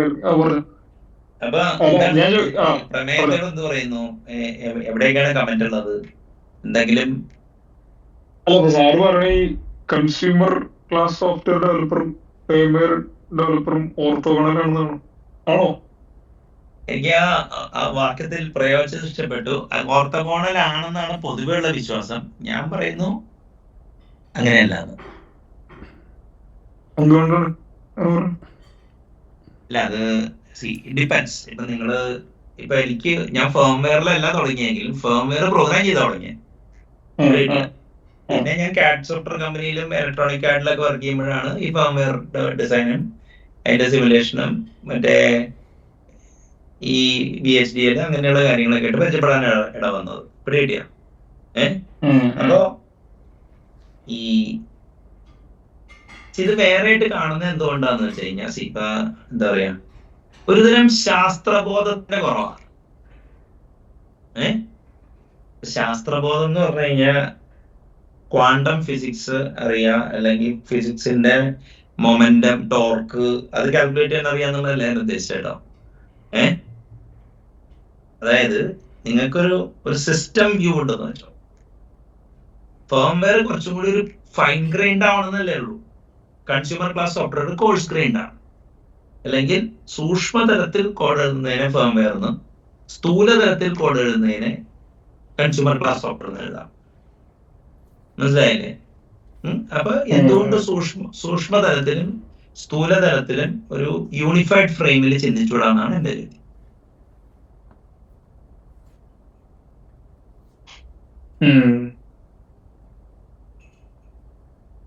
അല്ല അത് ഡിഫിക്കൽട്ടാണ്. ഇപ്പൊ പക്ഷെ ഫേംവെയർ പഠിക്കാൻ ഇപ്പൊ നിങ്ങളൊരു ആപ്ലിക്കേഷൻ ഡെവലപ്പറാ, ഏറ്റവും ബെസ്റ്റ് എന്താന്ന് വെച്ച് കഴിഞ്ഞാൽ നിങ്ങള് ഒരു റാസ്ബെറി പൈയും ആർഡിനോ വാങ്ങിക്കുക, കുറച്ച് അതുമായിട്ട് കളിക്കുക. അപ്പൊ സ്വാഭാവികമായിട്ട് എന്ത് പറ്റുമെന്ന് വെച്ച് കഴിഞ്ഞാൽ you will learn how to setup your own unique system, USB പോർട്ടുകളെ കുറിച്ചും കുറച്ച് ഡിവൈസസിനെ കുറിച്ചും HDMI എന്താണെന്നും അങ്ങനെയൊക്കെ നിങ്ങൾ പഠിക്കും. അത് കഴിഞ്ഞിട്ട് പിന്നെ നിങ്ങൾ കുറച്ച് എന്താ പറയാ VHDLോ വെരിലോഗോ അങ്ങനത്തെയൊക്കെ കാര്യങ്ങളൊക്കെ പഠിച്ചു കഴിഞ്ഞ് കഴിഞ്ഞാൽ നിങ്ങൾക്ക് ഫേംവെയർ ഡെവലപ്മെന്റിലോട്ട് നല്ലൊരു എൻട്രി കിട്ടും. I don't know whether you will get a break in the industry. പക്ഷേ മേ ബി മിക്ക ഫേംവെയർ സോഫ്റ്റ്വെയർ ഡെവലപ്മെന്റ് കമ്പനീസിലും SDKs ഉണ്ടാക്കലും ഡ്രൈവർ കിറ്റ് ഉണ്ടാക്കുന്ന ജോബൊക്കെ ഉണ്ട്. അപ്പൊ അങ്ങനത്തെയൊക്കെ ജോബിലോട്ടൊക്കെ നിങ്ങൾക്ക് പോകാനൊക്കെ ഇങ്ങനത്തെ നോളജ് ഹെൽപ്പ് ചെയ്യും. അപ്പോ technically speaking if you are an application developer by spelling code, പിന്നെ by doing tinkering with എന്താ പറയുക, Arduino, Raspberry Pi, assembling some circuits, learning VHDL ഒക്കെ നിങ്ങൾക്ക് പെട്ടെന്ന് ഒരു ഫേംവെയർ ഡെവലപ്പർ ആവാൻ പറ്റുന്നതല്ല, ആ ഇൻസ്റ്റിങ്ക്റ്റ് കിട്ടും. പിന്നെ if you get a lucky break okay, can even become a firmware developer. അപ്പോൾ ഒരു ഓർത്തോഗോണൽ ആണോന്ന് ചോദിച്ചു കഴിഞ്ഞാല് സ്റ്റാറ്റിസ്റ്റിക്കലി ആണ്, but there are ways by which okay you can actually bring both into same dimension, അല്ലെങ്കിൽ ഒരു ഫ്രെയിമിൻ്റെ ഉള്ളിൽ കൊണ്ടുവരാം, ഓവർലാപ്പ് ഉള്ളത് സാധനമാക്കി മാറ്റാം. അത് ആ ഓവർലാപ്പ് ഡിറ്റക്ട് ചെയ്യാൻ പറ്റി കഴിഞ്ഞാൽ firmware development is not much different from other kinds of developments. പക്ഷെ സ്റ്റാറ്റിസ്റ്റിക്കലി ഒരു ഇൻഡസ്ട്രിയൽ ഡിസിഷൻ ഒക്കെ എടുക്കുമ്പോൾ ഓഫ് കോഴ്സ് അതിനെ ട്രീറ്റ് ചെയ്യാം. അങ്ങനെ ഒരു ക്ലാസിഫിക്കേഷൻ ഉണ്ട് താനും ഈ പറയുന്നത്. പക്ഷെ അത് ഒരാളിൽ ഈ കഴിവ് കുടസ്ഥമാക്കാന്ന് പറഞ്ഞു കഴിഞ്ഞാൽ ഒരു പരിധി വരെ പറ്റുമെന്നാണ് എൻ്റെ വ്യക്തിപരമായിട്ട് അനുഭവം. Or at least system software middleware developer product ക്ലാസ്സിൽ കറക്റ്റ് ആയിട്ട് ഫേംവെയർ, ഇപ്പൊ ഞാൻ പറഞ്ഞില്ലേ, if you write lot of system software definitely നിങ്ങൾക്ക് ഫേംവെയറിനെ കുറിച്ച് നോളജ് കിട്ടാം. പിന്നെ ഫേംവെയറിനെ കുറിച്ച് നോളജ് എന്ന് പറഞ്ഞാൽ ഇതിന്റെയൊക്കെ ടെസ്റ്റിംഗ് സോഫ്റ്റ്വെയർ ഒക്കെ ഉണ്ട്. ഇപ്പൊ ഞാനൊരു ഇന്റലിലൊരു കുറച്ചു കാലം ഞാൻ ടെസ്റ്റ് ആർക്കിടെക്റ്റ് ആയിട്ട് വർക്ക് ചെയ്തത്. അപ്പൊ കുറെ ഫേംവെയർ നോളജൊക്കെ അവിടെ നിന്ന് പിക്ക് ചെയ്യാൻ പറ്റി. അപ്പോൾ ടെക്നിക്കലി സ്പീക്കിംഗ് പറ്റാം. പക്ഷെ അതോടെ ഒരു സിസ്റ്റം സോഫ്റ്റ്വെയർ ഡെവലപ്പർ ആയിട്ട് തുടങ്ങിയ ഒരാൾക്ക്, അതും ഒരു MS-DOS ഒരു റോ സിസ്റ്റത്തിൽ ചെയ്തിട്ടുള്ളത് കൊണ്ട് ആ ഒരു അഡ്വാൻറ്റേജ് ഉണ്ടായേക്കാം. പക്ഷെ അത് നെറ്റിലും ഞാൻ ആൾക്കാരിലൊക്കെ കണ്ടിട്ടുണ്ട്, അതായത് ദേ ആക്ടിവേറ്റ് ലേറ്റർ. അപ്പോൾ statistically what you said is correct, ഓർത്തോഗണലായിട്ടാണ് പൊതുവെ വിചാരിക്കപ്പെടുന്നത്. പക്ഷെ there are ways to circumvent it. അതെനിക്ക് വേണമെങ്കിൽ ഒരു മെറ്റാ ലെവലിലൊക്കെ പോണ്ടി വരും. ഓർത്തോഗണലായിട്ട് നമ്മൾ കണ്ടു കഴിഞ്ഞാൽ എക്സ്റേ വിഷൻ കിട്ടില്ല, ഗ്രൗണ്ടഡ് ആയിട്ട് റീസൺ ചെയ്യാൻ പറ്റില്ല. പന്ത് നോ മാൻസ് ലാൻഡില് അല്ല, ഇപ്പൊ നമ്മളിപ്പോ ഫേംവെയർ എന്ന് പറഞ്ഞാൽ അവിടെ ഒരു കാര്യമുണ്ട്. ഇപ്പൊ നാളെ ഒരു ഫേംവെയർ എഞ്ചിനീയർ ആവണമെങ്കിൽ നിങ്ങൾ ഏതെങ്കിലും ഒരു ഫേംവെയർ കമ്പനിയിൽ പോയി ഒരു 6 മാസമോ 1 year ഒക്കെ ചിലപ്പോൾ അപ്രന്റീസ് ആയിട്ടൊക്കെ വർക്ക് ചെയ്യേണ്ടി വരും. പക്ഷേ നിങ്ങൾക്ക് ആ സിസ്റ്റങ്ങളെ കുറിച്ച് നന്നായി റീസൺ ചെയ്യാനും അറ്റ്ലീസ്റ്റ് നല്ല എഡ്യൂക്കേറ്റഡ് ഗസ് ചെയ്യാൻ വേണ്ടിയുള്ള ഫേംവെയർ ഡെവലപ്പർ ആവാൻ ഒരു കൺസ്യൂമർ ക്ലാസ് സോഫ്റ്റ്വെയർ ഡെവലപ്പർക്ക് ഈസിലി സാധിക്കുന്നതാണ് എനിക്ക് മനസ്സിലായത്. അതെ അതെ, കോംപ്രിഹെൻഷൻ ഉണ്ടാവും. കോമ്പിറ്റൻസ് ആണല്ലോ അവിടെ ഡിഫറൻസ് വരാം. അതെ അതെ. അപ്പോൾ അതൊരു ഇതാണ് അല്ലേ. ഇപ്പൊ ഞാനിപ്പോ ഇതിൽ കാണുന്നത് വെച്ചാൽ ഈ എപ്പിസ്റ്റമിക് പെയിന്റ് ഡിസ്കവറി കോട്ടൺ കോട്ട് എനിക്ക് സസ്പീഷൻ ഉണ്ടായിരുന്നു. പക്ഷെ ഇങ്ങനെ ഒരു പേരിടുക, കുറെ ആൾക്കാർക്ക് സിമിലർ ലിമിറ്റ് കണ്ടപ്പോ LLM കൊണ്ട് unless you use it as a learning augmentation tool, it's not going to make much of an impact in the UNSA.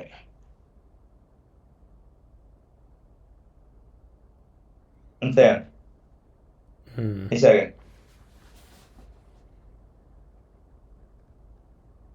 മനസ്സിലായി.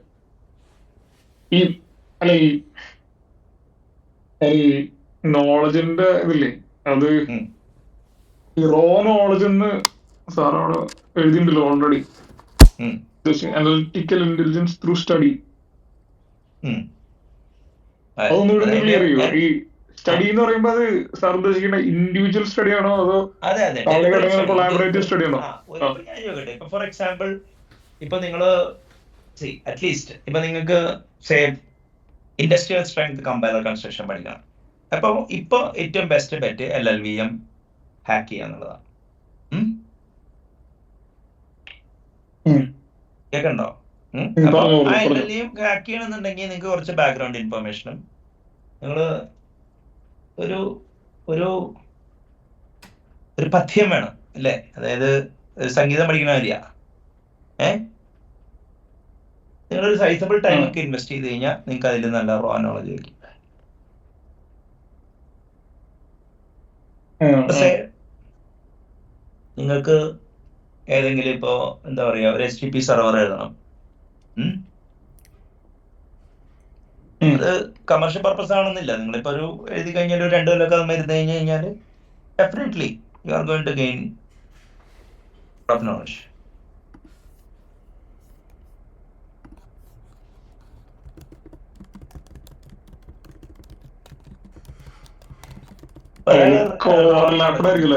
അത് നിങ്ങളുടെ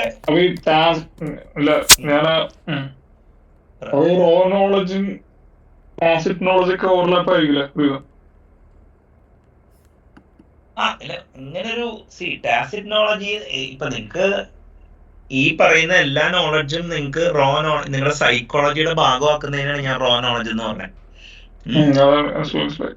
അതായത് ഇപ്പൊ ഫോർ എക്സാമ്പിൾ ഇപ്പോ അവിടെയാണ് ഒരു പ്രോബ്ലം ഉള്ളത്. ആ റോ നോളജ് കൂടുന്നില്ല പലരുടെയും. അത് ഇവോൾവ് ചെയ്യുന്നുണ്ട് സംസർഗം കൊണ്ട്, പക്ഷെ അത് ട്രാൻസ്ഫോം ആവുന്നില്ല. വ്യക്തിയിൽ ട്രാൻസ്ഫോർമേഷൻ ഉണ്ടെങ്കിലേ ആ റോ നോളജ് കൊണ്ട് ഗുണമുള്ളൂ.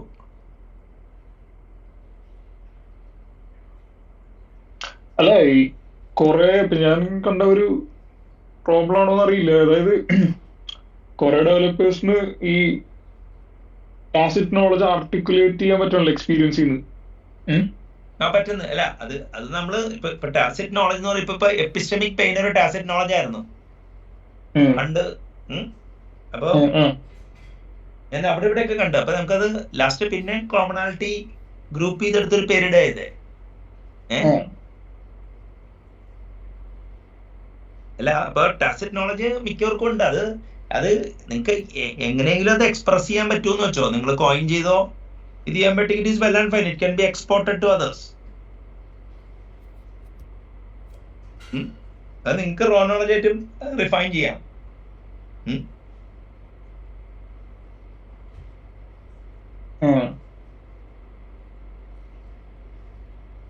അല്ല ഈ കോൺഫ്രണ്ടേഷണൽ നോളജ് എപ്പോഴും നമുക്ക് ഒരു ഗ്യാരണ്ടീഡ് ഒരു എന്താ പറയാ പ്രൊഡക്റ്റീവ് നോളജ് തരുമെന്ന് മാനദണ്ഡമുണ്ടോ? ഞാൻ പറയട്ടെ, ഒരു നോളജും നിങ്ങൾ എംപിരിക്കലി വെരിഫൈ ചെയ്യാതെ അത് കറക്റ്റ് ആണെന്ന് പറയാൻ പറ്റില്ല finally. But without verifying it നിങ്ങൾക്ക് അതിന്റെ സ്കീമ കറക്റ്റ് ആണോ എന്നുള്ളത് നേരത്തെ അറിയാലോ. എംപിരിക്കലി വെരിഫൈ ചെയ്തില്ലെങ്കിൽ റാഷണലി വെരിഫൈ ചെയ്യാലോ. Oh if somebody says that okay ഇന്ന കാരണത്താൽ ഇത് കറക്റ്റ് ആവാം. ഇനിയിപ്പോ അപ്രോക്സിമേറ്റ്ലി ഇപ്പൊ എല്ലായിടത്തും കറക്റ്റ് അല്ലെങ്കിൽ പ്ലോസിബിൾ ആണ് കറക്റ്റ്നെസ്. അങ്ങനെയൊക്കെ നമുക്ക് പല നോളജിനെയും എംപിരിക്കലി ഫുള്ളി വെരിഫൈ ചെയ്തില്ലെങ്കിലും പാർഷ്യലി വെരിഫൈ ചെയ്തിട്ട് നമുക്ക് ആക്ഷൻ പോലും എടുക്കാം അതിനെ ചുറ്റിപ്പറ്റി.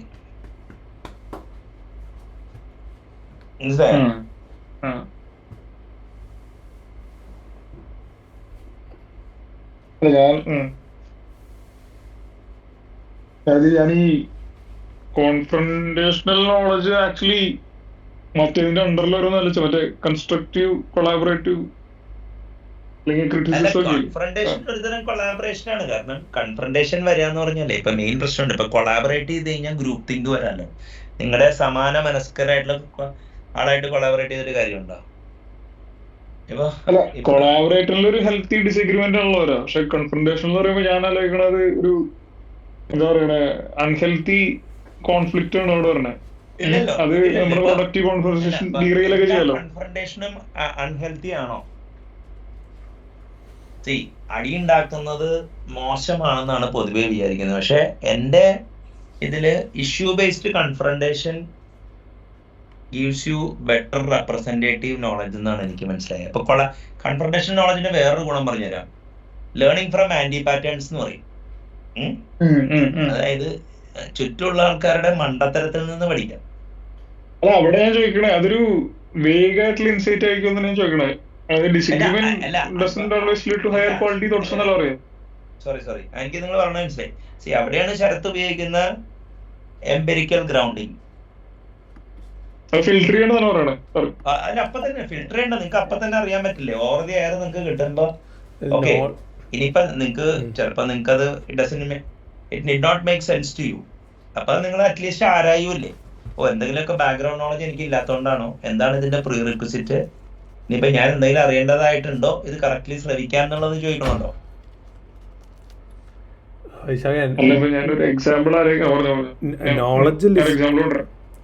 നോളജ് ലിസ്റ്റ് ആണോ, ഇൻഡിപെൻഡന്റ് ട്രീസ് ആണോ, ഗ്രാഫ് ആണോ? എന്നോടാണ് ചോദിച്ചേ? അല്ലല്ല, സാറിന് വേണമെങ്കിൽ ഉത്തരം പറയാം. അല്ല, വൈശാഖിന്റെ അടുത്താണ്. റെപ്രസെന്റ് ആണോ ഞാൻ? അതെ അതെ, ലിസ്റ്റ് ആണോ, അതായത് ഫോറസ്റ്റ് ആണോ, ഗ്രാഫ് ആണോ?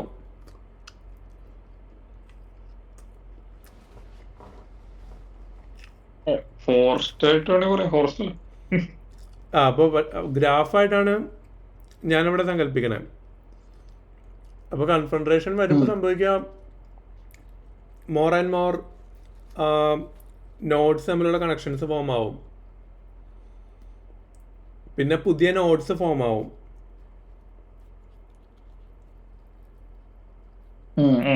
റിലേഷൻഷിപ്പ് ബിൽഡ് ചെയ്യുന്നില്ല. അങ്ങനെയല്ല, ഭയങ്കര നോൺ ലീനിയർ ലേണിങ്ങും അബ്രപ്റ്റ്, നമുക്ക് പല രീതിയിലോട്ടൊക്കെ ജമ്പ് ചെയ്യാം ഈ കൺഫ്രണ്ടേഷൻ നോളജ് കൊണ്ട്. അല്ല അതിപ്പോ എല്ലാ ആക്ഷനിൽ നിന്ന് റോ നോളജ് വരുമെന്ന് പറഞ്ഞുകൂടെ പറഞ്ഞു.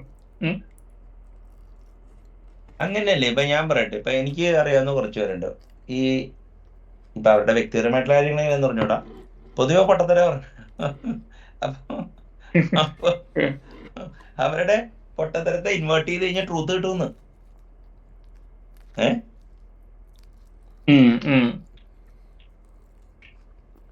അല്ല ഞാൻ എടുക്കണത് അതൊരു ഒരു എക്സാമ്പിൾ പറയുകയാണെങ്കിൽ ആലോചിച്ചിട്ട്, അതിപ്പോ ഇതിനകത്ത് പറയാനും പറ്റാത്തൊരു എക്സാമ്പിൾ മൈൻഡിലേക്ക് വന്നേ.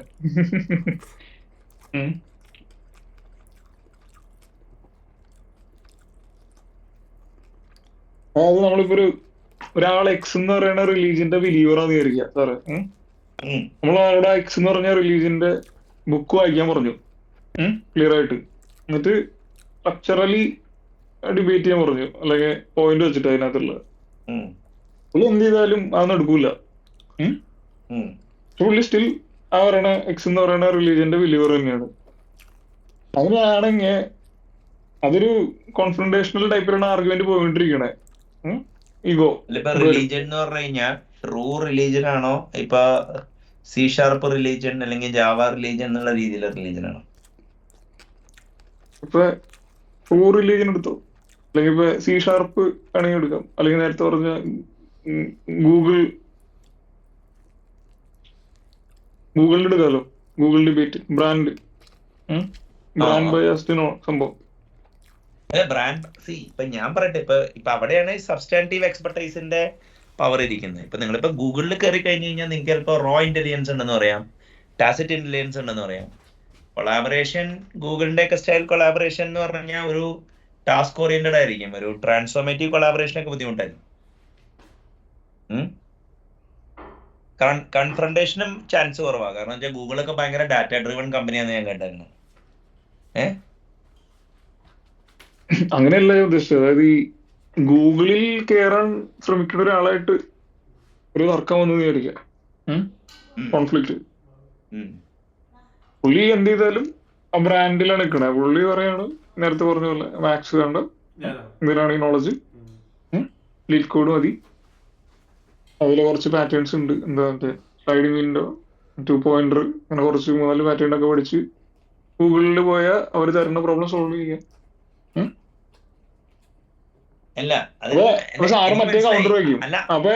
ഞാൻ പറഞ്ഞേ, അങ്ങനെയുള്ളവര് എപ്പിസ്റ്റമിക്, അതാണ് lead code, need code, personal masochism എന്ന് പറഞ്ഞ, മനസ്സിലായില്ലേ? മനസ്സിലായി. പക്ഷെ അവിടെ നമ്മൾ ഡിബേറ്റ് ചെയ്യുമ്പോ നമുക്ക് നോളജ് കിട്ടണോ എന്റെ ചോദ്യം അവിടെ കിട്ടുന്ന. ഇപ്പൊ ഞാൻ പറയട്ടെ, ഇപ്പൊ നിങ്ങളൊരാള് പറയാണ് ഇപ്പൊ ഗൂഗിളിൽ കയറുന്നതാണ് ഏറ്റവും വലുത്. ഇപ്പൊ ഞാൻ ക്ലബ് ഹൗസിലൊക്കെ സ്ഥിരം അടി ഉണ്ടാക്കുന്നതാണ്, മനസ്സിലായില്ലേ? അപ്പൊ ഞാൻ കാണുന്നതെന്ന് വെച്ച് കഴിഞ്ഞാൽ, ഞാൻ എന്റെ കരിയർ തുടങ്ങുമ്പോൾ ഗൂഗിളൊന്നും എക്സിസ്റ്റ് ചെയ്യുന്നില്ല.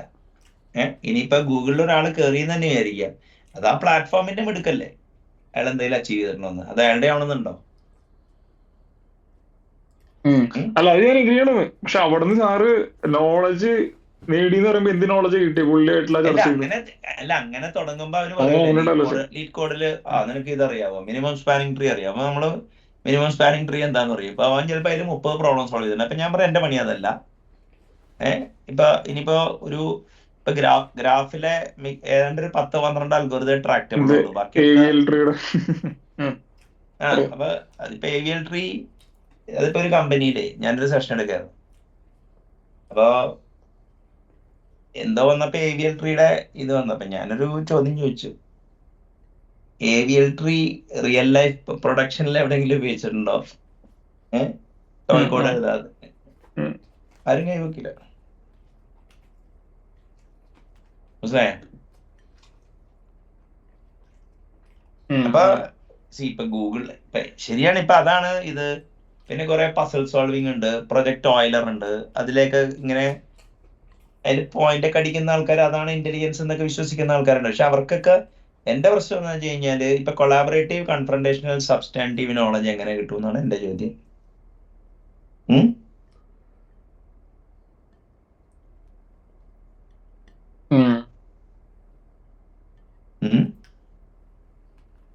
അല്ല അങ്ങനെയുള്ളവരോട് ഇപ്പൊ ഞാൻ പറയണെങ്കിൽ അവിടെ ഒരു കൺഫ്രണ്ടേഷണൽ നോളജ് കിട്ടും നമുക്ക് പുള്ളിയായിട്ട് സംസാരിക്കാണ്ടിരിക്കുക, അതല്ലേ ഉള്ളൂ. അല്ലെങ്കിൽ എന്താ? അത് അല്ല, അതിപ്പോ ഞാൻ പറഞ്ഞില്ലേ, ഇപ്പൊ നമുക്ക് ഇപ്പൊ നമ്മളെല്ലാവരുടെ അടുത്തൊക്കെ ഇപ്പൊ എഗ്രി ടു ഡിസഗ്രി വേണം അവരായിട്ട്. അവര് സമ്മതിക്കില്ല. ഇപ്പൊ അവര് ഗൂഗിളിൽ കയറി കഴിഞ്ഞ ഇപ്പൊ ഞാൻ അത് അവിടെ തന്നെ വേണ്ട. പല ആൾക്കാരും മൈക്രോസോഫ്റ്റ് MVP ആവുമ്പോ ആവണേന്റെ തലേദിവസമൊക്കെ അവർ സാധാരണക്കാരെ ഫീൽ ചെയ്യും. പെട്ടെന്ന് അവർ MVP ആയി കഴിഞ്ഞാൽ പിന്നെ മൈക്രോസോഫ്റ്റിന്റെ ഒക്കെ പ്രൊഡക്റ്റ് ഞങ്ങൾ ഇങ്ങനെയാണ് ഇറങ്ങണേന്നൊക്കെ പറയും. മനസ്സിലായില്ലേ? അത് അപ്പൊ ഞാൻ അതിനെ ഊമിച്ചെന്താ അറിയാമോ, രണ്ടുപേര് കല്യാണം ആലോചിക്കാൻ തുടങ്ങി. കുലങ്കുഷിതമായിട്ട് ആലോചിച്ച് 4 കൊല്ലം കഴിഞ്ഞ് അതിലെ ആയത്തൊരുത്തന്റെ കല്യാണം കഴിഞ്ഞു. 6 മാസം തികഞ്ഞില്ല. അപ്പൊ ഒരു ദിവസം ഞാൻ കേക്കാണ്, എടാ നിന്റെ കല്യാണം എന്താ ഇപ്പോഴും കഴിയാത്തത്? മറ്റവൻ തൊട്ട് മുമ്പ് വരെ കല്യാണം ഉണ്ടല്ലോ, എന്നാണ് നടന്നുള്ളൂ. അപ്പൊ ഗൂഗിളിൽ കയറുമ്പോ തന്നെ എങ്ങനെ ഉത്തം മാറണേ? ഇനിയിപ്പൊ മാറി.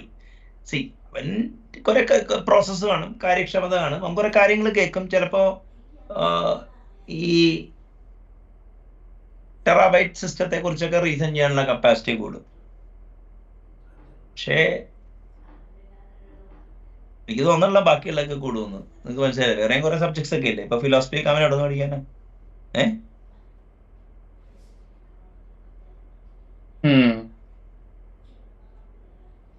അപ്പൊ ഈ എക്സിസ്റ്റൻഷ്യൽ പ്രോബ്ലംസ് തീർന്നവനല്ലേ ഫിലോസഫി പഠിക്കാൻ പറ്റുള്ളൂ.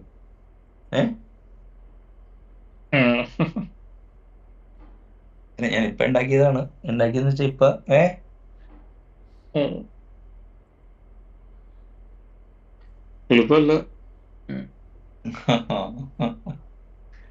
അല്ല, അപ്പൊ എപ്പിസ്റ്റമിക് പെയിൻ ഉണ്ടോ?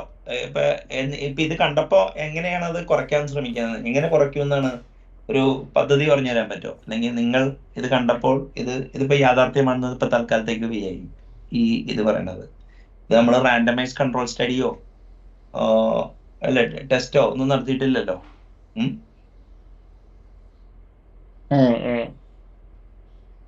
ഒരു ഓപ്പറേഷണൽ ഡെഫിനിഷനാണ് എപ്പിസ്റ്റമിക് പെയിൻ എന്നുള്ളത്. ടേമാണ്, ഒരു ഡെഫിനിഷനാണ്.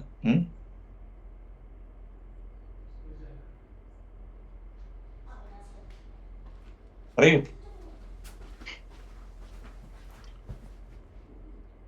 അത് നമ്മൾ ഡിസ്കസ് ചെയ്യണം. എന്താ ഓണ്ടോളജി, സ്ട്രക്ചറൽ തിങ്കിങ്, ഇങ്ങനെ പിന്നെ അല്ല അതിൽ ഓൾറെഡി ആൻസർ അതിനകത്ത് തന്നെ വെച്ചിട്ടുണ്ടല്ലോ. ക്രോണോളജി വേണം, ടാസിറ്റ് വേണം, കൊളാബറേറ്റ് വേണം,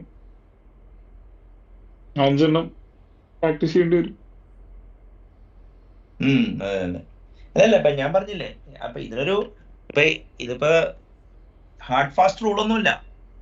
V can agree to disagree that such a thing doesn't exist. പക്ഷെ ഞാൻ മറ്റുള്ളവരിലും കാണുന്നുണ്ട്, അതേ തോതിൽ തന്നെ എനിക്കും ഈ പെയിൻ താങ്ങാനുള്ള കെൽപ്പില്ല ഒരു ലെവല് കഴിഞ്ഞാൽ. അതാണ് ഡിഫറൻസ് അടുത്ത ലെവലിലോട്ട് പോകുന്നത്. ഞാൻ മനസ്സിലാക്കി പറയാം.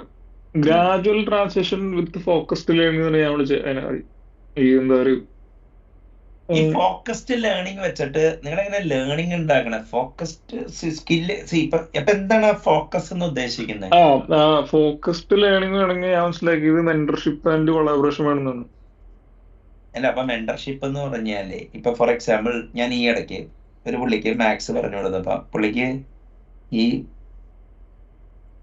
പുള്ളിയുടെ ബന്ധത്തില് മാത്സ് അറിയുന്ന ഒരാളുണ്ട്. അയാളുടെ അടുത്ത് വേറൊരു മാത്തമാറ്റിക്സ് ഓതറിന്റെ ബുക്കിന്റെ അഭിപ്രായം ചോദിക്കാൻ പറഞ്ഞു. വയറിറച്ചി കിട്ടി. അതോടെ എന്ത് പറ്റിയെന്ന് വെച്ച് കഴിഞ്ഞാല് ഞാൻ കാണിച്ചു കൊടുത്തു ഈ എക്സ്പേർട്ട്. ഇപ്പൊ എന്റെ കയ്യില് മാത്തമാറ്റിക്സിന്റെ ബുക്സ് ഒക്കെ ഉണ്ട്. അനീഷ് കുമാർ, ജനാർദ്ദൻ പിള്ളയൊക്കെ എഴുതിയ. നിങ്ങൾക്ക് മനസ്സിലായ? അത് വെച്ചിട്ട് ഞാൻ കുറെ ഇപ്പൊ പ്രോബബിലിറ്റി, ലോജിക് ഒക്കെ, അഡ്വാൻസ് ലോജിക് ഒക്കെ ഞാൻ പഠിക്കുന്നുണ്ട്. BSc ഇതിലുള്ളതാ. ഒരു മനുഷ്യനും ആ ബുക്കിനെ കുറിച്ച് കേട്ടിട്ടുണ്ടാവില്ല. പക്ഷേ ആ ബുക്കിന്റെ ഉള്ളില് നിങ്ങൾക്ക് അഡ്വാൻസ് ഫങ്ഷണൽ പ്രോഗ്രാം ചെയ്യാനുള്ള എല്ലാ ചെരുവുകളും ഉണ്ട്.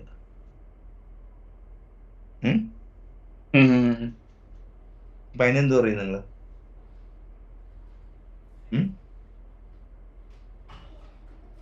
അതിനെന്ത് പറയുന്ന ഫോക്കസ്ഡ് ലേണിംഗ് ആണ് ഉദ്ദേശിച്ചത്. അപ്പൊ ഫോക്കസ്ഡ് ആണോ? ഇപ്പൊ നമ്മള് റൈറ്റ് മെറ്റീരിയൽ ഇടണമല്ലോ. ഡിസ്ക്രീറ്റ് മാത്തമാറ്റിക്സിന്റെ പേപ്പർ BSc മാത്തമാറ്റിക്സിനോ ഈ MCA ഒക്കെ കണ്ട അതിന്റെ സോൾവ് പ്രോബ്ലം ബുക്ക് നിങ്ങൾക്ക് കിട്ടിയാലുണ്ടല്ലോ, നിങ്ങൾ നല്ല പെടപെടച്ച് കഴിഞ്ഞാൽ ഡിസ്ക്രീറ്റ് മാത്തമാറ്റിക്സ് ഇങ്ങോട്ട് പോരും. ഒരു പുള്ളിയുണ്ട് ബാംഗ്ലൂരിൽ നിന്ന് എഴുതുന്ന പുള്ളി. ഡിസ്ക്രീറ്റ് മാത്തമാറ്റിക്സിന്റെയും തിയറി ഓഫ് കമ്പ്യൂട്ടേഷൻ ഇല്ലാന്നാണ് ഈ ഗ്രാഫ് തിയറിയുടെ ബുക്കൊക്കെ എഴുതിയിട്ടുണ്ട്. അടിപൊളി ബുക്ക് ആവട്ടെ. എല്ലാ പ്രോബ്ലം സോൾവ് ചെയ്തായിരിക്കും.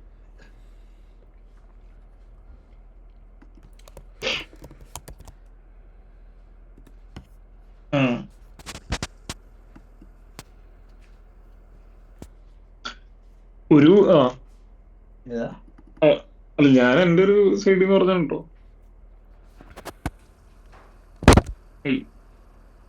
അതെന്താണ് സാറ് ഒരു മെന്റർഷിപ്പ്?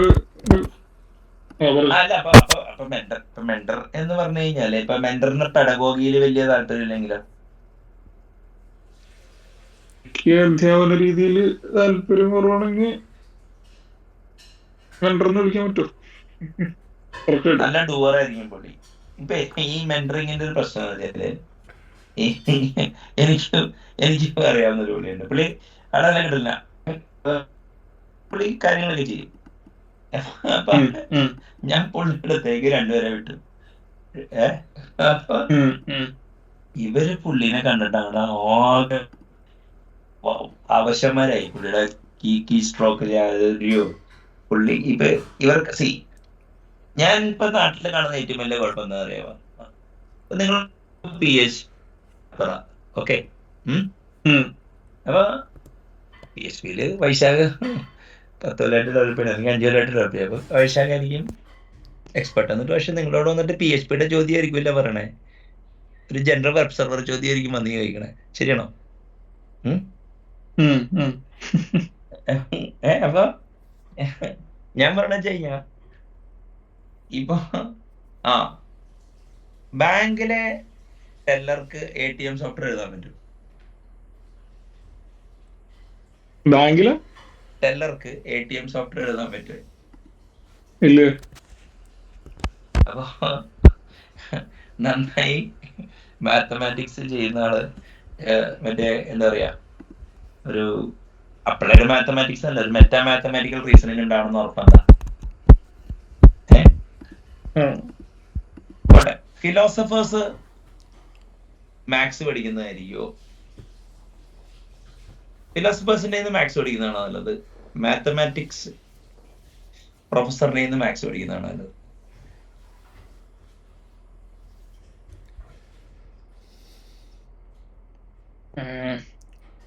പറഞ്ഞോ, ഒരു ഗസ് എടുക്ക്. ശരത്തില്ല അവിടെ? ഫിലോസഫർ ഡൗട്ട് എന്താണ് ഏതാ ഫിലോസഫർ തന്നെ ഡൗട്ട് ഇല്ലാന്ന്. ഓക്കെ ശരത്ത് അത് അങ്ങനെ പറയുന്നുണ്ട്. അതെങ്ങനെ അല്ല അത് ശരത്ത് കിറുക്കുണ്ട്. നമുക്ക് പറ നിങ്ങളുടെ കിറുക്കെന്നാണ് ശരത്തിന്റെ കിറുക്കെന്നാണ്. അല്ല നമ്മളെ ഒരു ചായ ഉണ്ടാക്കിടും, പക്ഷെ റീസണിങ് എടുക്കുമ്പോ എന്താ ഞാൻ ആലോചിക്കാണ് അവിടെ. അല്ല അതായത് അല്ല ചായ പണ്ടെന്ന് പറഞ്ഞാൽ നിങ്ങളുടെ ബയാസാന്ന് പറഞ്ഞാലോ. ചായ എന്ന് വെച്ചാ അല്ല, പക്ഷെ അത് ഫിലോസഫിയുടെ വയസ്സ് അങ്ങനെ പറയാം. അങ്ങനെയല്ല, നിനക്ക് ഫിലോസഫി എപ്പോഴെങ്കിലും ഒരു മാത്തമാറ്റിക്കൽ സബ്ജക്റ്റ് ആയിട്ട് കാണാൻ പറ്റിയിരുന്നു? ഒരു ചരിത്രത്തിൽ എവിടെയെങ്കിലും ഫിലോസഫി മാത്തമാറ്റിക്കൽ സബ്ജക്റ്റ് ആയിരുന്നു? ഓർ ഫിലോസഫിയിൽ ഇനഫ് മാത്തമാറ്റിക്സ് ആവശ്യമുള്ള ഒരു കാലഘട്ടം ഉണ്ടായിരുന്നോ? അതോ ഇപ്പോഴും ഉണ്ടോ? അല്ലെങ്കിൽ നമ്മൾ ഫോർമൽ ഇപ്പോഴും സാറേ അതെ ഞാനങ്ങനെ ഞാൻ കാണുന്നതേ മറ്റേ ഈ ഫോർമലിസം എന്നുള്ളത് മാത്തമാറ്റിക്കൽ ഫോർമലിസം എന്നുള്ള ഒരു സെപ്പറേഷനായിട്ട് മാത്രമാണ് ഞാൻ മാത്സിനെ കാണുന്നത്, ഈ പോയിന്റ് ഓഫ് വ്യൂല്. ഓക്കെ, ഇത് എക്സ്റ്റൻഷൻ ഓഫ് ഫിലോസഫി തന്നെയാണ് അപ്പോൾ അങ്ങനെ നോക്കുമ്പോൾ. അതായത് സെയിം ഡിസിപ്ലിൻ ആണ്. ഹിസ്റ്റോറിക്കലി അങ്ങനെ തന്നെയാണ്. പക്ഷെ വേറെ കാര്യമുണ്ട്. ഇപ്പൊ ഈ ഫിലോസഫി ഈസ് ഡെഡ്, ഓർണിത്തോളജി കൊണ്ട് പക്ഷികൾക്ക് എന്താ ഗുണം കിട്ടിയെന്ന് പറഞ്ഞ വരി എന്നാണ് ഈ മാത്തമാറ്റീഷ്യൻസും സയന്റിസ്റ്റുകളും ഫിലോസഫിയെ കുറിച്ച് പറയുന്നത്. പക്ഷെ ഞാൻ നിങ്ങൾ പറയുന്നതിനോടാ യോജിക്കുന്നത്. മനസ്സിലായോ നിങ്ങൾക്ക്? അല്ല അതിപ്പോ മനസ്സിലായി. അല്ല അത് ഡീപ് മറ്റേ എന്താ കോൺസെപ്ച്വൽ അണ്ടർസ്റ്റാൻഡിങ് ഒക്കെ ആണെങ്കിൽ ഫിലോസഫി ആണ് ഫൗണ്ടേഷൻ മാത്സിന്റെ. അബ്സ്ട്രാക്റ്റീവ് അങ്ങനെയല്ല. ഇപ്പൊ ഇതൊക്കെ ചെയ്യുന്നത്. ചരിത്ര ഞാൻ കുറച്ചുകൂടി ഒരു ആ, പ്രാഗ്മാറ്റിക് അപ്രോച്ച് എന്ന് പറഞ്ഞു കഴിഞ്ഞാല്, ഞാൻ ഫിലോസഫിയും ഫിലോസഫി ഓഫ് മാത്തമാറ്റിക്സും ഏകദേശം ഒരേ സമയത്ത് പഠിക്കണേ. ഓർ ഈ ബർട്രൻഡ് റസലിന്റെ ആൻ ഇൻട്രൊഡക്ഷൻ ടു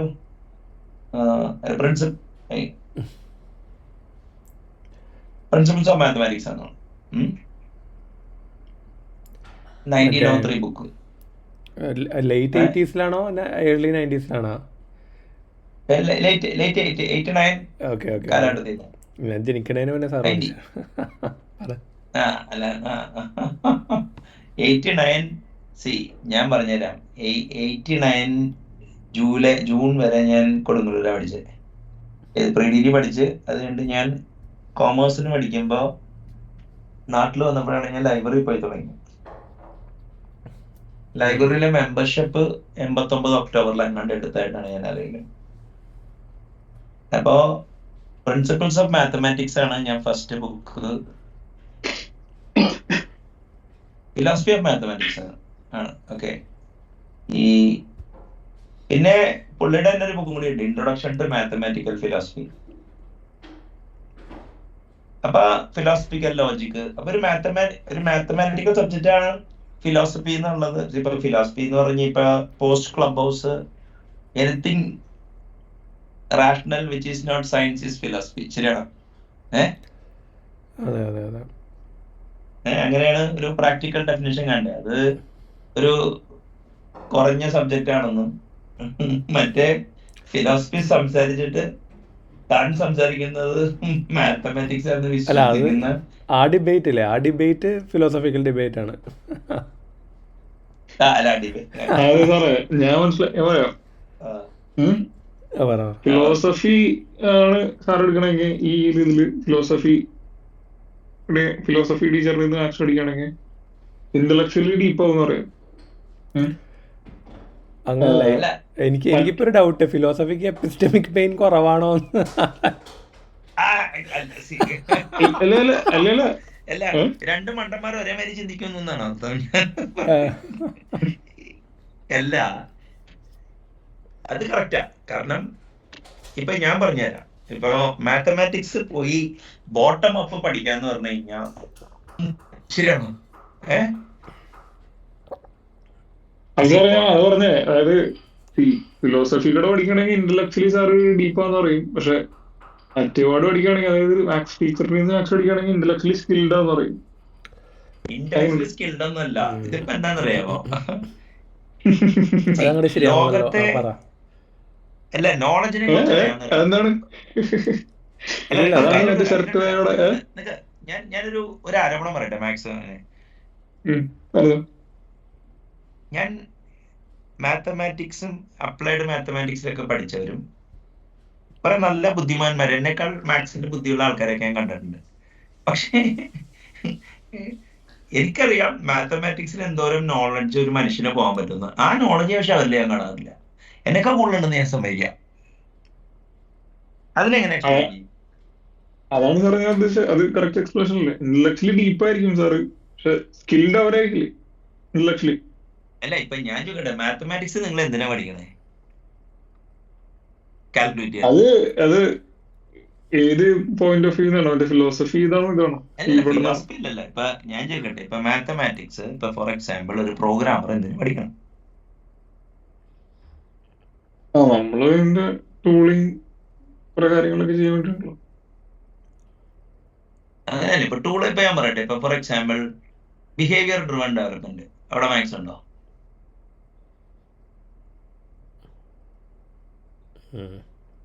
അത് പ്രത്യേകിച്ച് ഉണ്ടോന്ന് വെച്ചാൽ അതിന്റെ റൂട്ടിൽ മാത്സ് ഉണ്ടല്ലോ. അതൊരു ഈ വല്ലാത്ത സ്വീപ്പിംഗ് ജനറലൈസേഷൻ. ഒരു ആവശ്യമില്ലാത്ത മാത്സ് പഠിച്ചാല് കൊള്ളാം. ഒരു പുള്ളിയുണ്ട്, മാത്സ് പഠിച്ച് പുള്ളി മാത്സ് ട്യൂഷൻ എടുക്കുന്നവരൊക്കെ വിളിച്ചോണ്ട് വരും. എന്നിട്ട് പറയും അവനെ കേട്ടോ മാത്സ് അറിയാൻ പാടുള്ളൂ, പ്രോഗ്രാമിംഗ് അറിഞ്ഞോളാം. പ്രോഗ്രാമിംഗ് അറിയാം, പക്ഷെ മാത്സ് ആയിട്ട് ബന്ധമില്ല. നിങ്ങൾ നേരത്തെ പറഞ്ഞ മാതിരി പ്രോഗ്രാമിങ്ങും മാത്തമാറ്റിക്സും ഓർത്തോഗോണലായിട്ട് ഫ്ലോ ചെയ്യുന്ന ആൾക്കാരാണ്. അത് മതിയോ?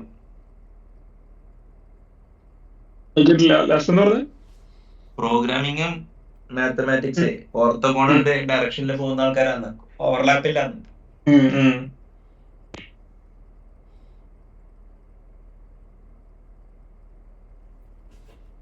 അല്ല, ഇപ്പൊ ശരത്തെ ഫിലോസഫി വഴി മാത്തമാറ്റിക്സ്, ഇപ്പൊ ഇനി പ്രിൻസിപ്പിൾസ് ഓഫ് മാത്തമാറ്റിക്സോ പ്രിൻസിപ്പൽ മാത്തമാറ്റിക്സ് ഒന്നും വായിക്കാൻ പറ്റില്ല. ഗോഡൽസ് പ്രൂഫ് ഒക്കെ വായിക്കാം നമുക്കല്ലേ. പിന്നെ എക്സ് യൂണിറ്റിലേക്കുള്ള fact theory, test, parameterize test, പിന്നെ ഗർക്കിൻസ് ഇൻഡെക്സ്, ഇതൊക്കെ ബേസിക് ലോജിക്കിന്റെ അപ്ലിക്കേഷനാണ്.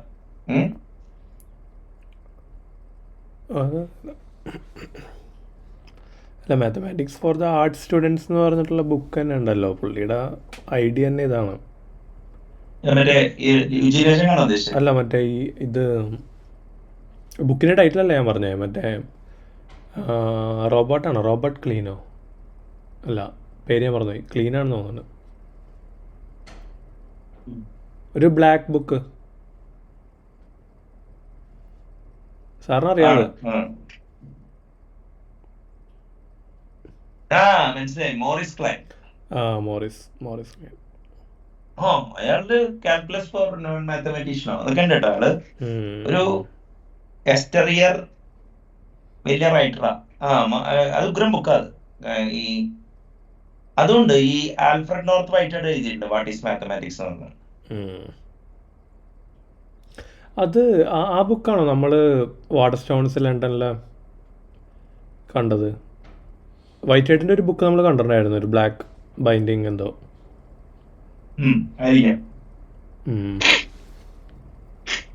വൈറ്റ് ഹെഡിന്റെ ഒരു പിന്നെ ഒരു ബുക്കുകളുണ്ട് നമ്മൾ വായിച്ച ബാലകൃഷ്ണ ഷെട്ടി എന്ന് പറയുന്ന ബുക്ക് ഇരിപ്പുണ്ട്.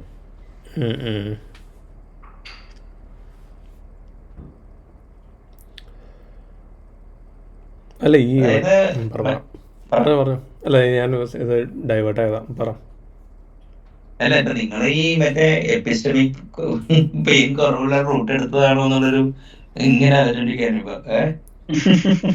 നിങ്ങൾ ഞാൻ എല്ലാവരും ഓക്കെ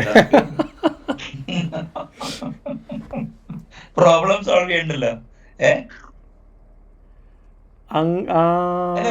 അല്ല അങ്ങനല്ല, അതല്ല ഒരു സെക്കൻഡ്. അതായത് അവിടെ എപ്പിസ്റ്റമിക് ക്യൂരിയോസിറ്റി ഉണ്ട്, പക്ഷേ അല്ല, ക്യൂരിയോസിറ്റി ഒരു പ്രീ കണ്ടീഷനാണ്. പക്ഷെ ഇപ്പൊ ക്യൂരിയോസിറ്റി എന്ന് പറയുമ്പോൾ നമുക്ക് ഇപ്പൊ ടൈപ്പ് ഇൻഫറൻസിലുണ്ട്, predicate logic as a programming language. നമ്മളതിന് വേണ്ടി അങ്ങനെയല്ല. അതായത് സാറേ ഫിലോസഫി നോളജ് അക്യൂർ ചെയ്യപ്പെട്ടേക്കുന്നത് ഇപ്പൊ ഫൗണ്ടേഷൻ സാറിൻ്റെ അടുത്ത് നിന്ന് എടുത്തിട്ടുണ്ട്, പിന്നെ കൊളാബറേറ്റീവ് ആൻഡ് കൺഫ്രണ്ടേഷണലാണ്. അപ്പോ അത് നാച്ചുറൽ. പറ. അല്ല, അത് കറക്റ്റ്. സി ഇപ്പൊ ഞാൻ പറയട്ടെ, ഇപ്പൊ ഇപ്പൊ ഫിലോസഫി ഇപ്പോ I was very lucky that principles of mathematics became one of first philosophical book. ഇവിടെ അതിനത്രയ്ക്കൊരു സിഗ്നിഫിക്കന്റ് വർക്ക് ആയതുകൊണ്ടും ഞാൻ ഇപ്പോഴും സംസാരിക്കുമ്പോ ഫിലോസഫി ഒരു ടെക്നിക്കൽ സബ്ജക്റ്റ് ആയിട്ട് ആരും അംഗീകരിക്കില്ലെന്ന്. ഇപ്പൊ നിങ്ങള് ബ്രിട്ടീഷ് അനലിറ്റിക്കൽ ഫിലോസഫി ഇപ്പൊ വൈറ്റഡിന്റെ ബുക്ക്, മറ്റേ റസല്, ജോൺ പാസ്മോർ,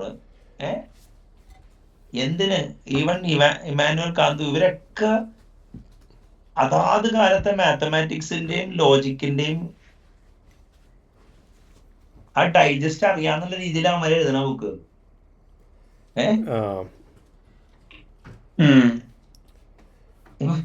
ബർട്ടൺ റസലിന്റെ അനാലിസിസ് ഓഫ് മാറ്റർ എന്നുള്ള ബുക്ക് ഉണ്ട്. അത് ഭയങ്കര പുട്ട ടെക്നിക്കൽ ബുക്ക് അത്. റസലൊക്കെ വേറെ ക്ലാസ് ഫിലോസഫർ ആണല്ലോ. അങ്ങനത്തെ റസലൊക്കെ വേറെ ക്ലാസ് എക്സെപ്ഷൻ ആണ്. അതെ അതെ. അല്ല ഇനിയിപ്പോ നമുക്ക് അവിടം വരെ പോണ്ട. നമ്മുടെ നടരാജ് ഒരു രക്ഷയില്ല. എനിക്കപ്പോ പണ്ടേ ഈ മാർക്സ് മാത്തമാറ്റിക്കൽ റൈറ്റിംഗ് ഒക്കെ നടത്തിയിട്ടുണ്ടെന്ന് പറഞ്ഞേ. അല്ല അത് അവർ അല്ല ഈ പോളിമാത്ത് എന്നുള്ള അത് ആ ഒരു എലൈറ്റ് ക്ലാസ് അല്ല, മാർക്സ് എലൈറ്റ് ക്ലാസ് ആണെന്ന് പറയാനുള്ള അതൊരു കോമൺ തിങ് ആയിരുന്നില്ലേ ഇവരുടെ യൂറോപ്യൻ? അതെ അല്ലേ. ഇതൊക്കെ വരുന്നത് എവിടെ നിന്നാന്ന് പറഞ്ഞു കഴിഞ്ഞാൽ ഒരു കൈൻഡ് ഓഫ് നൊബിലിറ്റി എന്ന് വരുന്നത്, മനസ്സിലായ? അതിപ്പോ എനിക്ക് മനസ്സിലായ ഫിലോസഫിയുടെയും ലോജിക്കിന്റെ ഒക്കെ ന്യൂവാൻസസിലൊക്കെ ടൈം ഇടണമെന്നുണ്ടെങ്കിൽ ഒരു പരിധി വരെ ഒരു ലിഷർ വേണം, ഒരു ആഗ്രഹ ജീവിക്ക് പറഞ്ഞാണോ അത്. പ്ലസ് ബോറടിയും വേണം. ഏതാ?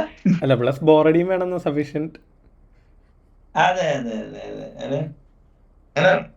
അത് ഭയങ്കര ഒരു ഇതാണ്. വൈശാഖ വായിച്ചിട്ടുണ്ടോ റസല്?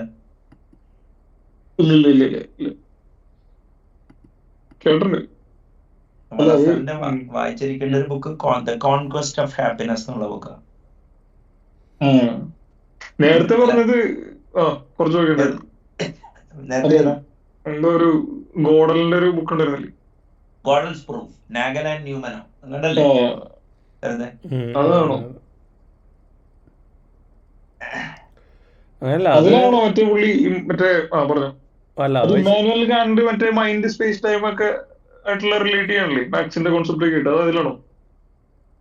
കുറെ ബുക്സിലുണ്ട്. അത് കിമ്മി പോയതാണ്, അതുകൊണ്ടാണ് ഓർമ്മയില്ലാത്തത്.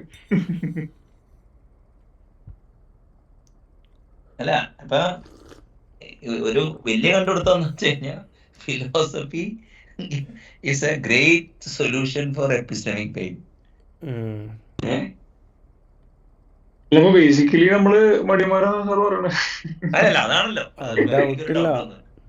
ഇപ്പൊ ഞാൻ ചോദിച്ചോളൂ. Wasting time.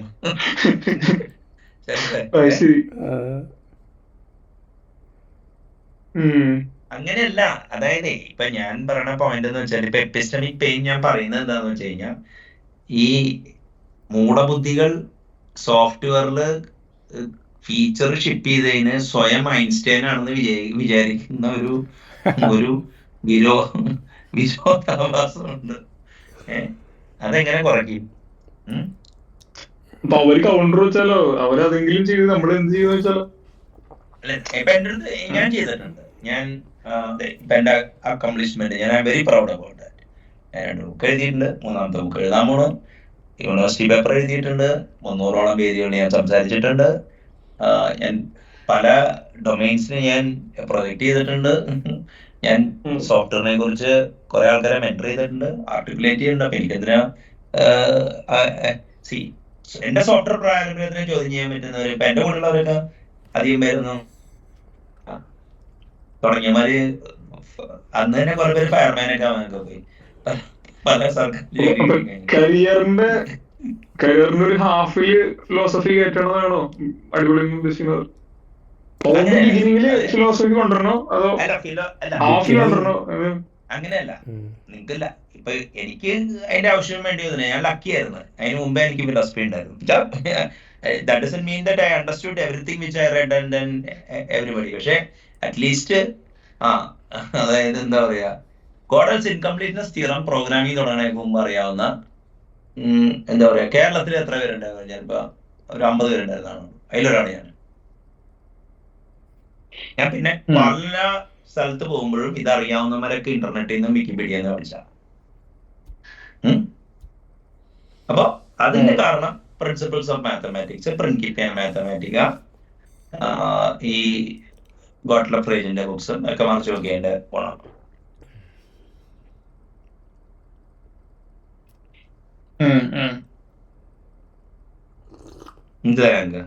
അങ്ങനല്ല Vaishakh post clubhouse world view മാറിയിട്ടുണ്ടോ ഇല്ലയോ? അതായത് മുന്നേ നമ്മളിവിടെ ഇരിക്കണതല്ല, നമ്മളിപ്പോ ഇരുന്നില്ലെങ്കിൽ പോലും മാറിയിട്ടുണ്ടോ ഇല്ലേ എന്നുള്ളതാ.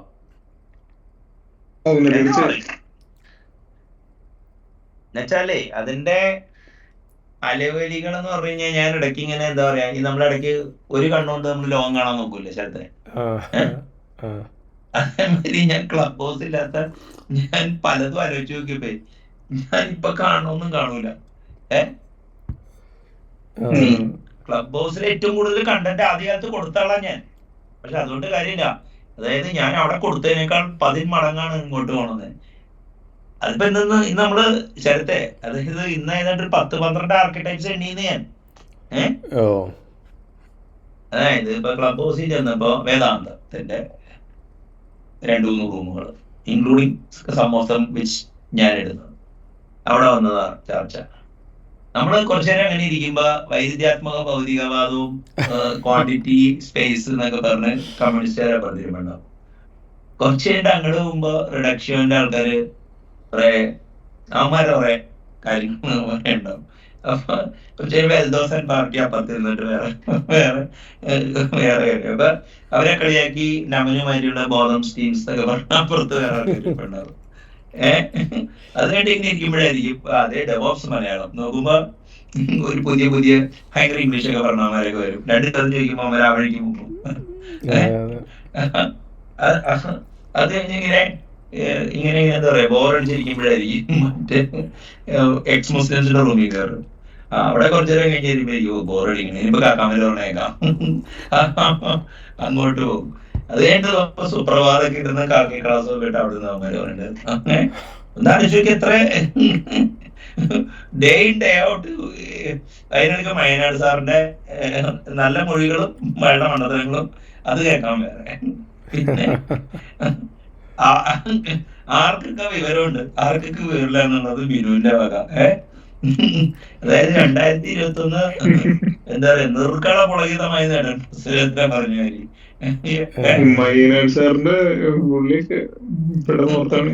അല്ല ഞാൻ ചോദിക്കാൻ അല്ല ഇത് ഞാൻ ചോദിക്കാൻ കാരണം എന്ന് വെച്ച് കഴിഞ്ഞാൽ, അതെ ഈ മറ്റേ ഫിലോസഫിയിൽ എപ്പോൾ വേണമെന്നുള്ളത് ഇതാണ് സംഭവിക്കാന്ന്. ഡിപ്രഷൻ അടിച്ചിരിക്കുകയാണെങ്കിൽ ഫിലോസഫി വായിച്ചു വന്നിട്ട് പിന്നെ സോഫ്റ്റ്വെയറിൽ യൂസ് ചെയ്യാം. അത് ഇപ്പൊ എന്റെ ഒരു ചെറുപ്പത്തിലെ ഈ ഡിസ്കവറി ചാനല് കണ്ടും ഈ പുസ്തകം വായിക്കലും ഒക്കെയാണ് മെയിൻ. ശരിക്കും ഈ പുസ്തകം വായന തന്നെ ശരിക്കും പറഞ്ഞു കഴിഞ്ഞാല് സ്വകാര്യ ദുഃഖത്തിനെതിരെയുള്ള ഒരു പോരാട്ടമാണ് അത്. ഈ കൺസോളേഷൻസ് ഓഫ് ഫിലോസഫി എന്ന് പറഞ്ഞിട്ട് ഇഷ്ടം പോലെ ബുക്ക് ഉണ്ട് കേട്ടോ. ഇപ്പോൾ ഞാൻ ഇന്ന് തന്നെ 2-3 കണ്ടു, പല ഓതേഴ്സിന്റെ. ഞാൻ കണ്ടത് മറ്റാളുടെയാണ്, ഇത് വേറൊരാൾ എഴുതിയിട്ടുണ്ട് ഇപ്പൊ. ഇത് കൺസോളേഷൻസ് ഓഫ് ഫിലോസഫി ആണ് പറഞ്ഞത്, മറ്റേത് കൺസോളേഷൻ ഓഫ് ഫിലോസഫി ആണ്. അതെ അതെ, മറ്റേത് 2008 ഇറങ്ങിയപ്പോ ഞാൻ വാങ്ങിച്ചതാ. പെൻഗ്വിനോ കണ്ട് പബ്ലിഷ് ചെയ്തതാണ്. അയാളൊരു ഡോക്യുമെന്ററി പിടിച്ചിട്ടുണ്ടായിരുന്നു ചുറ്റിപ്പറ്റി. അപ്പോ എപ്പിസ്റ്റമിക് പെയിൻ ഉണ്ടെന്ന് അംഗീകരിക്കുന്നുണ്ടല്ലോ അല്ലേ വൈശാഖ?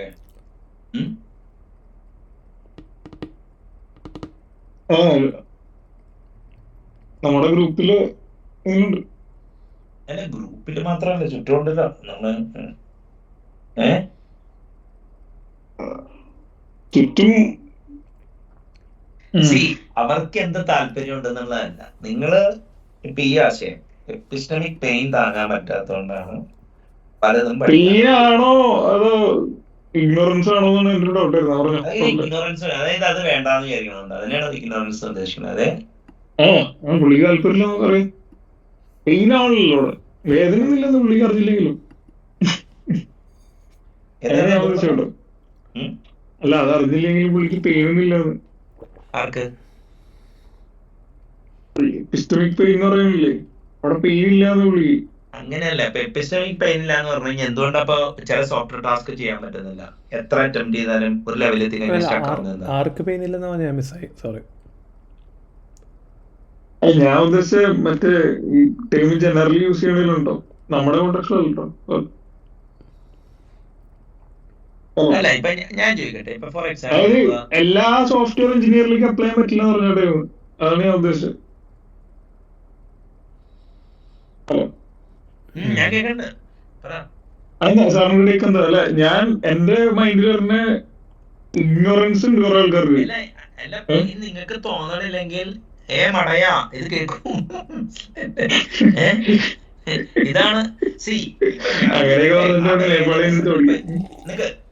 ബ്രാഹ്മണന് വേദന സഹിക്കാൻ കഴിവില്ല എന്ന് മറ്റേ ഈ ഒരു പുരാണ കഥയിലുണ്ട്. അതായത് ദ്രോണാചാര്യരെയും കണ്ട് കർണന് മടിയില് ഇത് അപ്പൊ തേള് കടിക്കും. അപ്പൊ തേള് കടിക്കുമ്പോ പുള്ളി വേദന സഹിക്കും.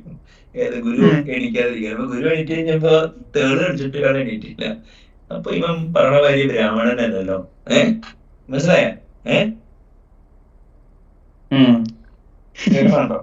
അപ്പൊ അത് കണ്ടപ്പോ ഉണ്ടല്ലോ, അപ്പൊ എനിക്കത് ഭയങ്കരമായിട്ട് സ്ട്രൈക്ക് ചെയ്തു. അപ്പൊ നമ്മുടെ ജാതിയിലുള്ളവർക്കൊന്നും ഈ പെയിനും താങ്ങാൻ കഴിയില്ല. പിന്നെ ഞാൻ സെൽഫ് ഹാക്കിങ് ആയിരുന്നു പണി. ഞാൻ വേറെ രീതിയിൽ പറയാം. എപ്പിസ്റ്റമിക് പെയിൻ ഇല്ലാത്തത് ഭൂരിഭാഗം സോഫ്റ്റ്വെയർ എഞ്ചിനീയേഴ്സിനും പൊട്ടക്കുളത്തില് തവള ചെയ്തുകൊണ്ടിരിക്കും. അതല്ല, ഇപ്പൊ ഞാൻ ചോദിക്കട്ടെ, ഇപ്പൊ എപ്പിസ്റ്റമിക് പെയിൻ എന്താന്ന് അറിഞ്ഞൂടാ. അപ്പൊ അത്യാവശ്യം വലിയ കമ്പനിയില് പ്രോഗ്രാം മാനേജറോ ഇതൊക്കെ ആയി. അതുകൊണ്ട് അവൻ വിചാരിക്കണെന്ന് വെച്ചാൽ നമ്മളെക്കാൾ വിവരവും പല കാര്യങ്ങളിലും ചെയ്യാനുള്ള മാൻഡേറ്റും അവനുണ്ടെന്നാ. പെയിൻ ഇല്ലെങ്കിൽ കോൺഫിഡൻസ് ഭയങ്കര ഹൈ ആയിരിക്കുമല്ലോ. അല്ല, അപ്പൊ അവിടെ എനിക്ക് അവിടെയാണ് അടുത്ത് അറിയാനുള്ളത്. അതായത് ഇപ്പൊ ഫോർ എക്സാമ്പിൾ ഇപ്പൊ നമ്മുടെ ചുറ്റുമുള്ള ഒരാൾക്ക് അയാൾ അസ്യൂം ചെയ്യണതിന്റെ അത്ര അയാൾ ഇല്ലാന്ന് വിചാരിക്കാം. ഫോർ ദ സേക്ക് ഓഫ് അതാണ് ഞാൻ മറ്റേ വ്യക്തിയിലുണ്ട്. അപ്പൊ അയാൾക്ക് അയാളെ കുറിച്ചിട്ടുള്ള അപ്പൊ അത് അയാളുടെ മൂഢസർഗത്തിൽ അയാളെ ജീവിക്കാൻ അനുവദിക്കണോ? ഇപ്പൊ എനിക്ക് പുള്ളി അറിയാം, പുള്ളി വരെ ഹലവണ്ട, പുള്ളിനെ അതിന് ഫീഡ്ബാക്ക് കൊടുക്കണോ അതേ പുള്ളി ഹലവണ്ടായിട്ട് തരണോ? മറ്റേ ഈ എന്താണ് മറ്റേ ബുക്കില്ലേ, അതായത് 100 ways to റോൾ ടോപ്പിലയുടെ ബുക്കില്ലേ, അത് കൊടുത്തിട്ട് ഡണ്ണിങ് ക്രൂഗർ എഫക്റ്റ് മറ്റേ വട്ടത്തിലിട്ട് കൊടുത്ത ചാപ്റ്റർ. ഡണ്ണിങ് ക്രൂഗർ എഫക്റ്റ് മറ്റേ മാർക്ക് ചെയ്ത് കൊടുത്താൽ മതി.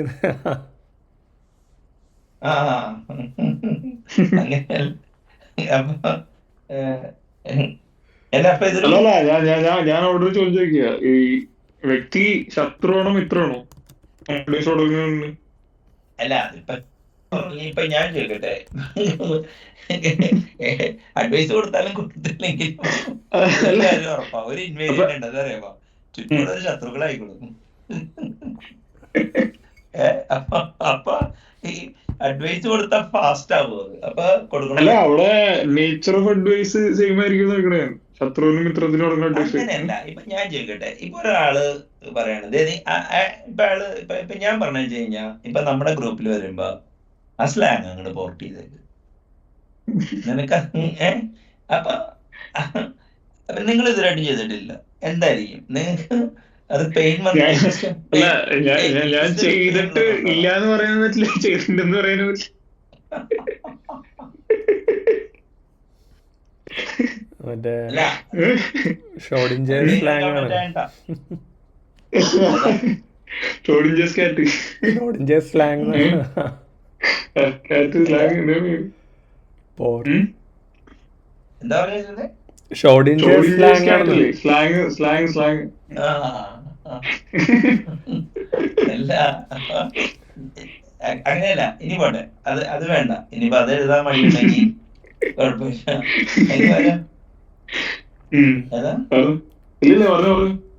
അങ്ങനെയല്ല, ഇതിന്റെ കുഴപ്പം എന്താണ്? ഇപ്പൊ ഞാൻ വൈശാഖനോടൊരു കാര്യം പറഞ്ഞു കഴിഞ്ഞാൽ, അയ്യടി മരമേ, നീ നിനക്ക് എന്നെ പഠിപ്പിച്ച് നീ എന്നെ എനിക്ക് വരില്ല എന്ന് പറഞ്ഞിടക്കാനല്ലേ വേണ്ടോ വലുത്തണ്ടെന്ന് പറഞ്ഞ എന്നെ ഇങ്ങനെ തുറച്ചു നോക്കിയിട്ടല്ലേ സംസാരിക്കും ആൾക്കാർ. അല്ലല്ല, സാറ് പറയും ഞാൻ എടുക്കും, ഞാൻ തീരൂല, സ്റ്റാർട്ട് ചെയ്യും. അല്ല ഇപ്പൊ ഞാൻ അറ്റ്ലീസ്റ്റ് നമുക്ക് ഇതിപ്പോ മൈൻഡ് ചെയ്യാം, നമ്മളതിനെ ഇത് ചെയ്യണം. ഇപ്പൊ ഒരു ഇന്നത്തെ ചർച്ച എപ്പിസ്റ്റമിക് പെയിനെ കുറിച്ചാണ്. അപ്പോ inability to suffer pain to learn advanced stuff എന്നാണ്. അപ്പോ അതിനെ കുറിച്ച് ഒരു ഭാഗിക യോജിപ്പേ ഉള്ളൂ, ഇപ്പോഴും ഒരു കൺസെൻസസ് ഉണ്ടാക്കാൻ പറ്റിയിട്ടില്ല. But I hope epistemic pain എന്നുള്ള ടേമിന്റെ വിവക്ഷ എല്ലാവർക്കും പിടിയിട്ടുണ്ടാവുമെന്ന് വിചാരിക്കുന്നു. അപ്പോ ഈ ചർച്ചയിൽ ഏറ്റവും ഇമ്പോർട്ടൻ്റ് ആയിട്ട് വന്നതെന്ന് വെച്ച് കഴിഞ്ഞാൽ ഗണിതം അല്ലെങ്കിൽ മാത്തമാറ്റിക്സ് ഒരു advance subject, philosophy of mathematics അല്ലെങ്കിൽ മാത്തമാറ്റിക്കൽ ഫിലോസഫി, ആ ഒരു ആംഗിളിൽ നിന്ന് അപ്രോച്ച് ചെയ്യുകയാണെങ്കിൽ എപ്പിസ്റ്റമിക് പെയിൻ കുറയ്ക്കാനുള്ള ഒരു കുറുക്ക് വഴി തേടുകയാണെന്നുള്ളൊരു ഉൾപ്രേക്ഷ ഈ ചർച്ചയിൽ ഉണ്ടായിരുന്നു. പിന്നെ ഈ എന്താ പറയുക, എന്താണ് ഇപ്പോൾ ഓരോരുത്തരുടെ എപ്പിസ്റ്റമിക് ബ്ലിസ് അല്ലെങ്കിൽ ഒരു എപ്പിസ്റ്റമിക് ഫ്ലോ യുടെ നിർവചനം വേറെ ആയിരിക്കും. അപ്പോൾ ഇങ്ങനെ ഒരു സ്ട്രിക്റ്റ് ഡെഫിനിഷൻ അവരിൽ അടിച്ചു താഴ്ത്തുന്നത് കറക്റ്റ് ആണോ എന്നുള്ളൊരു ചർച്ചയും ഇവിടെ വന്നു. പക്ഷേ ഫാക്ട് ഓഫ് ദി മാറ്റർ എന്താണെന്ന് വെച്ച് കഴിഞ്ഞാൽ 5 തരം നോളജ് അല്ലെങ്കിൽ 5 ഡയമെൻഷനുള്ളൊരു നോളജ് ഫ്രെയിംവർക്ക് ഇവിടെ മുന്നോട്ട് വെച്ചിട്ടുണ്ട്. റോ നോളജ്, അത് analytical intelligence through study, tacit knowledge, knowledge acquired through practice or repeated reinforcement learning ഒക്കെ വഴി, കൊളാബറേറ്റീവ് എന്ന് പറഞ്ഞു കഴിഞ്ഞാൽ വർക്കിംഗ് വിത്ത് അതേഴ്സ്, കൺഫ്രണ്ടേഷൻ എന്ന് പറഞ്ഞു കഴിഞ്ഞാൽ ഈ മറ്റേ കോൺഫ്ലിക്റ്റ്, സബ്സ്റ്റാൻറ്റീവ് എന്ന് പറഞ്ഞു കഴിഞ്ഞാൽ ഓക്കെ ലോകസാമാന്യജ്ഞാനം.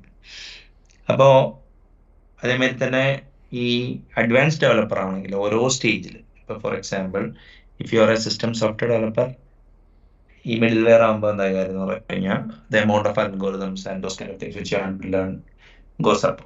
അപ്പം അങ്ങനെ ഒരു ഹയറാർക്കി ഓഫ് കോമ്പറ്റൻസ് ഉണ്ട്. അപ്പോൾ ഒരു ഹയറാർക്കിയുടെ ഒരു ലെവലിൽ നിന്ന് അടുത്ത ലെവലിലോട്ട് പോകാൻ എല്ലാവരും എപ്പിസ്റ്റമിക് പെയിൻ ഫേസ് ചെയ്യുന്നുണ്ടെന്നാണ് ഈ ചർച്ചയുടെ പശ്ചാത്തലത്തിൽ മാത്രമല്ല പൊതുവെ വ്യക്തിപരമായിട്ടുള്ള അനുഭവം. ഈ നീറ്റ് കോഡ് സോൾവ് ചെയ്തിട്ട് സ്വയം പീഡനം ഏറ്റുവാങ്ങി അച്ഛനും അമ്മയ്ക്ക് ഉപയോഗമില്ലാത്ത ഒരാളാവുന്നതിനേക്കാൾ ബെറ്റർ നമ്മളൊരു കണ്ടന്റ് സ്ട്രാറ്റജി എടുക്കുന്ന ആളാണെന്നാണ് ഒരു ഇതിന്റെ കോർഡിനേറ്റർ എന്ന നിലയിൽ എനിക്ക് തോന്നുന്നത്. പിന്നെ നമ്മൾ ഈ കോഡ് ആർക്കിടെക്ചറിനെ കുറിച്ചും RFC കുറിച്ചും പിന്നെ LLMന്റെ പ്രസക്തി ഇവിടെ എങ്ങനെയാണ്, LLM വന്നുകൊണ്ട് മാറ്റങ്ങൾ ഉണ്ടാവുമോ, അധികം മാറ്റമൊന്നും ഉണ്ടാവാൻ ചാൻസ് ഇല്ല എന്നുള്ളതാണ് ഇതിൻ്റെ ഒരു കൺക്ലൂഷൻ എന്നല്ല ഇപ്പം ഞാൻ മുന്നോട്ട് വയ്ക്കുന്നത്. അപ്പോൾ ഈ ചർച്ച യൂസ്ഫുൾ ആയിരുന്നു വിചാരിക്കുന്നു. നന്ദി, നമസ്കാരം.